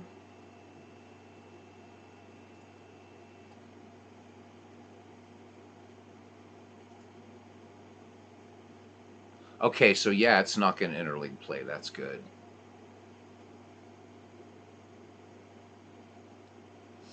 Anyhow, this bad boy is done and ready to go. We can look at rosters more easily from here. There's the Giants. Look at that rotation. Christy Mathewson, Red Ames, and Joe McGinnity. That's nasty. Primary lineup: Devlin, Murties, Donlin, McGann, Dolan, Bresnahan, Strang, and George Brown. Yeah, aren't those logos nice? Preseason predictions. Yeah, let's do that. All right. So it's predicting for the Castro League. So the Brooklyn Superbas. I set this as a 100 game schedule. So predicted to finish first at 60-34. The Brooklyn Superbas. Worcester. Yeah, the poor Ruby Legs. They're projected to go 27-64. Yeah, I do have the extended, huge, long version of Gettysburg. I love the Civil War. I also love World War One as well. So check out there's a remake, the latest version of All Quiet on the Western Front. It's one of the most brutal movies you ever seen. Let me see. Let's look at spring standings. So the Orioles finished 20-8 on first place in spring training. We're just looking at the Castro League now, just the Castro or Ken side, the 19th century. Worcester went 4-24, not bad. Yeah. The Alleghenies, Pittsburgh, they sucked 9-19. My Bucks, though, in the dead ball era, go 21-7. So the 1918 Yankees, yeah. I don't know what you want to look at here, Ken. We can look at there's the batting leaders. Tell me that isn't slick looking. Come on, why do people in this community like? Why have they not embraced? I mean, I'm not talking about you, Ken, but digital players. There's Cal McVeigh. I know that game. Look at those pics. They look great. There's Foxy Ned Hanlon. We're gonna get to see him as a player. So geeked. I am so geeked.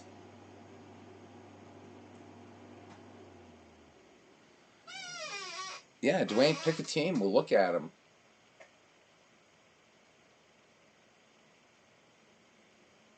And be happy to. This is just so nice looking.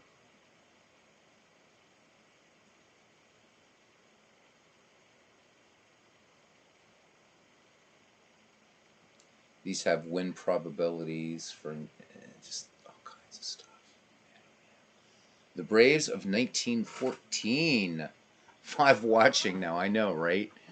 What the freak is going on here? All right, let's look at the Boston Braves.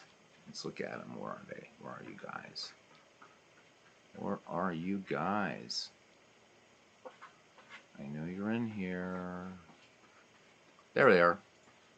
Boston Braves. Don't even have to make the logos. Gotta love it. Gotta love it. Gotta love it.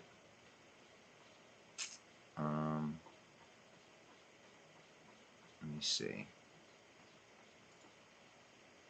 Gonna worry about scouting, front office, strategy. Look at that. It even set the strategy for everything for 1900 type strategy.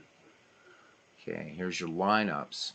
Johnny Evers, Larry Gilbert, Joe Connolly, Les Mann, Hank Gowdy, Butch Schmidt, Rabbit Moranville, and Charlie Deal.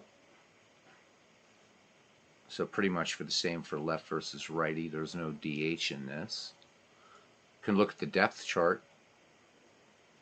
I like this too because you can define when, like, if you want hitters, you want position players to get into the game more, you can. So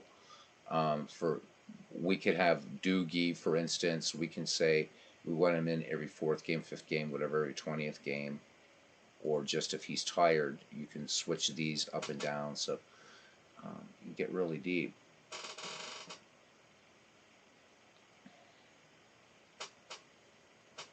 Dwayne, we'll look at the Yankees in a second. So here's our graphical depth chart versus righties and versus lefties. This is cool. Cousin, I got to tell you, I've never gone. The farthest back I've ever gone in out of the park baseball one time was I did in 1917 White Sox replay. So this is the furthest back I've gone. I've never dipped into the 19th century. So good stuff. Let's see who Boston plays. So Boston starts a 3-game or a 2-game series against the is this the Yankees? No, it's the Highlanders. So 2 games set against the Highlanders, then they play 3 against the Giants, then 2 against Detroit, 3 against the Senators, then the White Sox. This is going to be fun. Well, let's look at we'll look at the Yankees and we'll look at the 1870s teams. So let's go back. Let's pick a. Where's the New York Yankees? New York Yankees of 1918. Ooh, a 2-game set against the Pirates, the 1902 Pittsburgh Pirates. Let's look at lineups.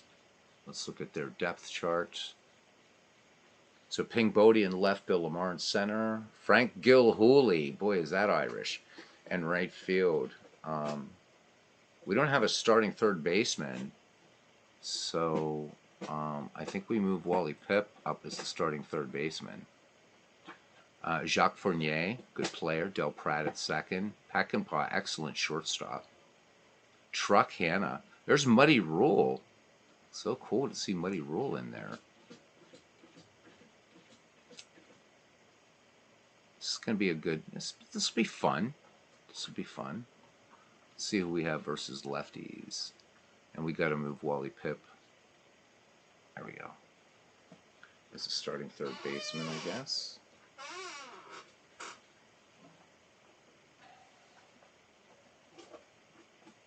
We don't need no third baseman, says Dwayne Martz.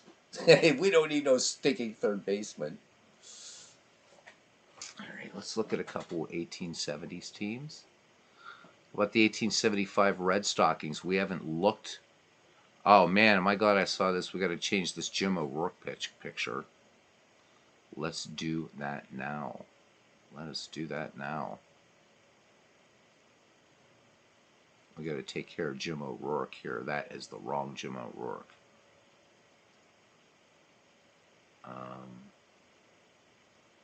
Where's this picture? Because that would be a little jarring, right? Okay, import a photo file if we have Jim O'Rourke.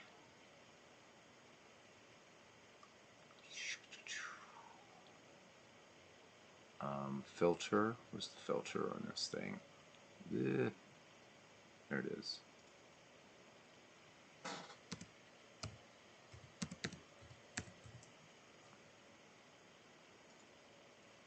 Alright, so it's going to be one of these guys, man. I have no idea which one it's going to be.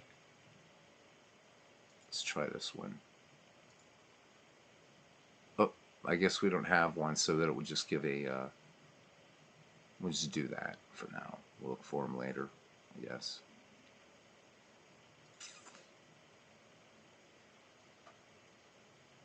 I'm surprised, though, how many of these teams or toward Jim O'Rourke. There has to be a picture of him in here. I just have to find it.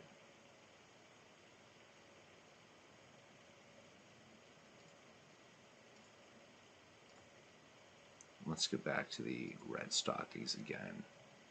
And let's look at our lineups and their depth chart. So we got Deacon White catching. There's Jim O'Rourke. That's a proper Jim O'Rourke. Okay, there he is. Jumbo Latham. And you realize, is that Arlie Latham? Was a 19th century player, wasn't it? No, he was a dead ball player. Ross Barnes. There you go. There's somebody we didn't see in the first McGreevy. Albert Goodwill Spalding in right. Cal McBay in center. Tommy Beals in left. This is going to be fun, man. This is going to be fun for a few of us anyhow. Andy Leonard, Ross Barnes, Jim O'Rourke, Harry Schaefer, Jumbo Latham, Tommy Beals. Is that Heifer or Heifer? Yeah, Heifer. Heifer. And there he is, the great Harry Wright. Nice picture of Harry. Yep, Albert Goodwill Spalding is on this team, or on one of these teams. Yeah. I don't know where the hell Spalding is now, I forget. There he is. Albert Goodwill Spalding. Of course, on these red stockings. I'm in Egypt. Look at his control. Look at his control. Pretty good movement. Look at his control, man. He's up there.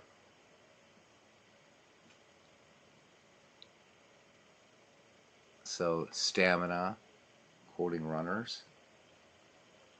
Spalding is talking about making baseballs. How about it? I don't know, cousin. Five people. It's pretty wild. He was 24 years old in 1875. Became this great baseball magnate. How about it? So he's durable, rested. He is tan, rested, and ready. Should make a baseball card. Let's make a baseball card out of Al Spalding.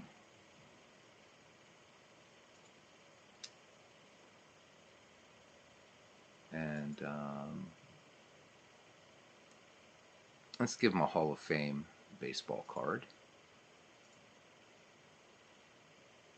I could do these better on my own, but anyhow, there's Al Spalding.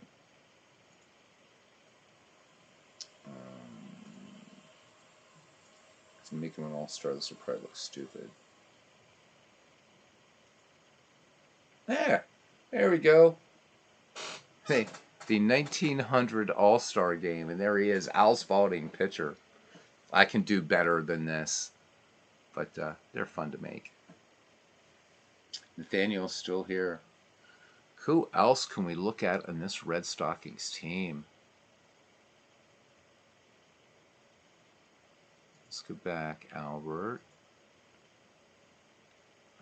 Jim O'Rourke, Orator Jim. There he is.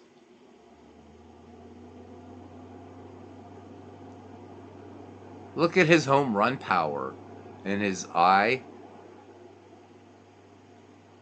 This even does gap power, which is real cool. I don't know that. I don't think Action PC does that. So we can go back and look at these. Here's the line score from spring training and everything like that for all these games. Saves all of those. Yep, we'll soon see how it all shakes out. Definitely. Definitely. Now we're down to just you and me. There's just one viewer, cousin. So that's you and me. It will be fun. I just want to do one thing I want to do.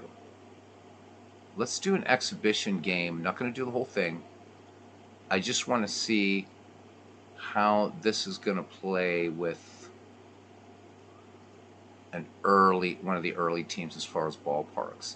So let's play the 1916 Red Sox Bisons. I just want to see, because if it does the default park, I'm going to have more work to do, which would be fun.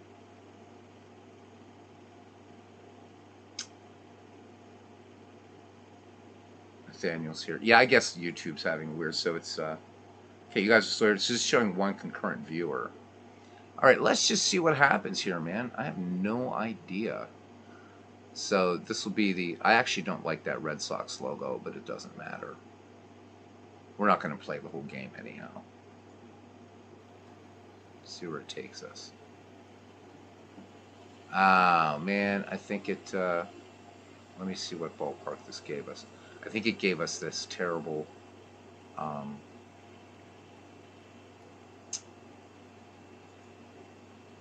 oh yeah, so guys, I have work to do. I'm going to have to change these ballparks. This definitely needs to be this has to be Fenway Park, for instance. So for the teams that I can't find anything, I might make some ballparks or whatever, but this default park is ugly. But let's just do a couple innings here just to see how the How these guys do. Riverside Park. Yeah, we're not going to be able to find a Riverside Park. All right, here we go. Bill McGonagall to face Harry Hooper. Yeah. And we'll definitely change this default park. It's just kind of crap.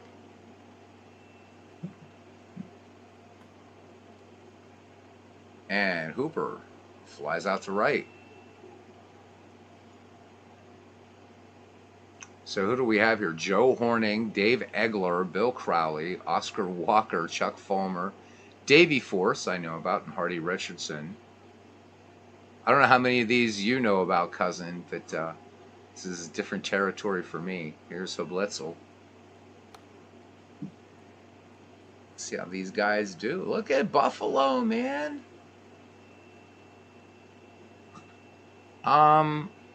No, I still have to do a lot of work here because these guys don't have the uniform modeling is back to 1901, and it's an exhibition game, but I need to do the high stirrups and everything, so I need to figure that out. There's still some work to do on this yet.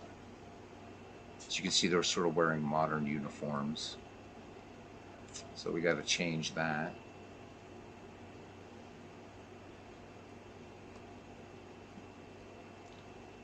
Uh-oh.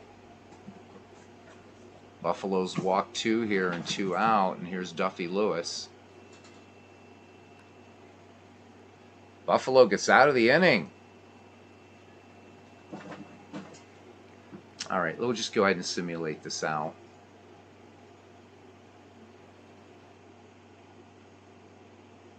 The Buffalo Bisons defeat the Red Sox 3-0 on a 3-hit shutout.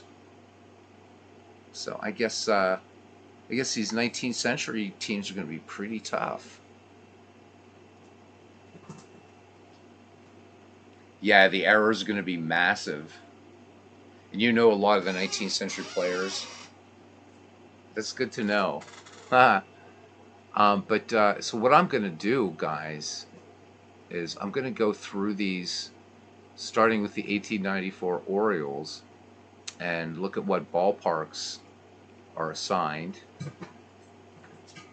and go from there. Because we really don't want that that default stadium, because it's awful. Awful. And there is a way to go to the park construction kit, and we can make ballparks if we want. But let's see what's in here. This one's kind of, oh, this calls itself Union Park. I'm just going to pick one here. Let's look at Messer Street Grounds. Are you kidding me? I bet you this is not going to be proper.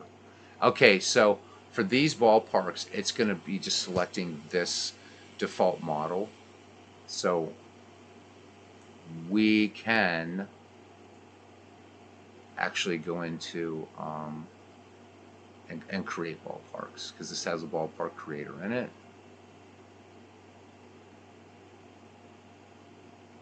There we can modify colors and uniforms.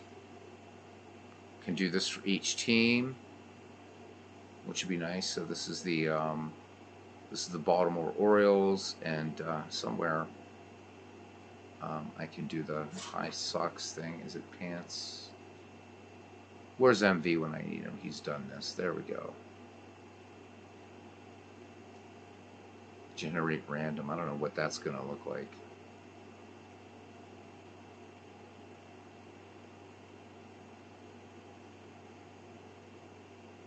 Create a team picture?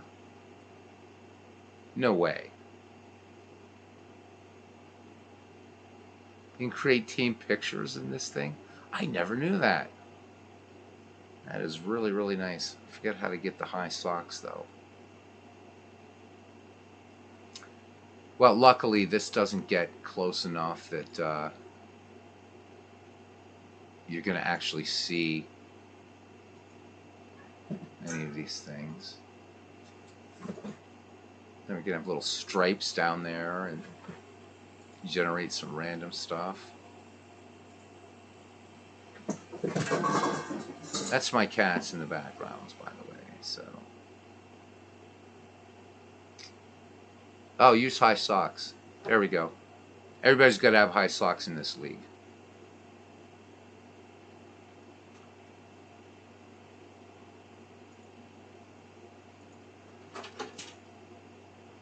So, a lot of work, but I think it'll be worth it. What can we do with their jersey? We can select. I don't think there's jerseys in here, though, is there? Oh, yeah, there is. I'll be damned. Holy moly, look at all these jerseys. I don't even know what it's going to look like. Let's try it. Ah, we don't want that color, though, do we? What the freaking hell is that? Holy shit.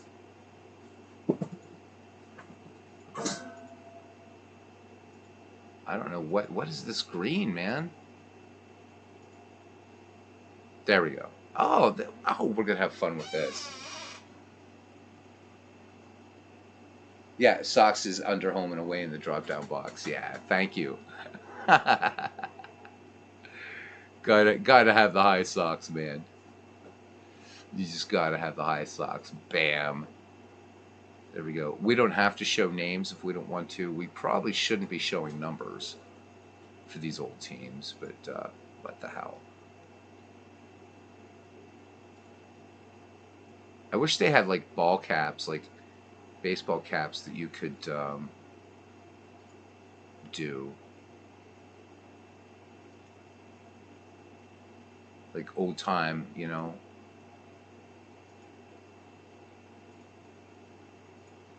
But that's okay. That's all right. We'll just click OK and leave Boston as it is.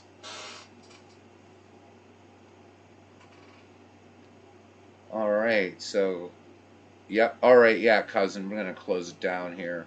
Thank you, Nathaniel. Glad you had fun. Dwayne, thanks for hanging out. You doing a ball game tomorrow before you go away? I just wanted to know.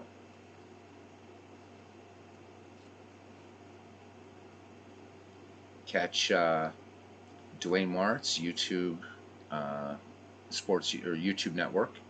Really, really good stuff. He does not only baseball, he does NASCAR. I believe that's Red, White, and Blue Racing. It's called or Racing.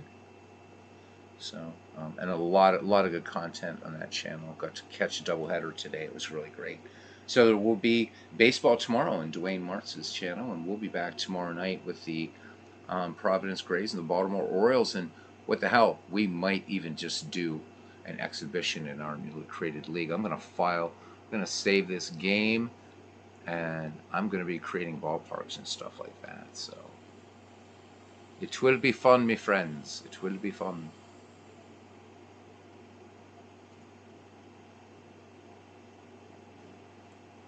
Oh yeah, so see, I can't find that.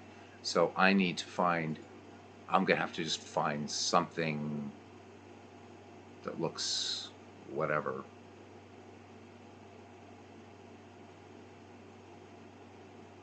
Or make a ballpark.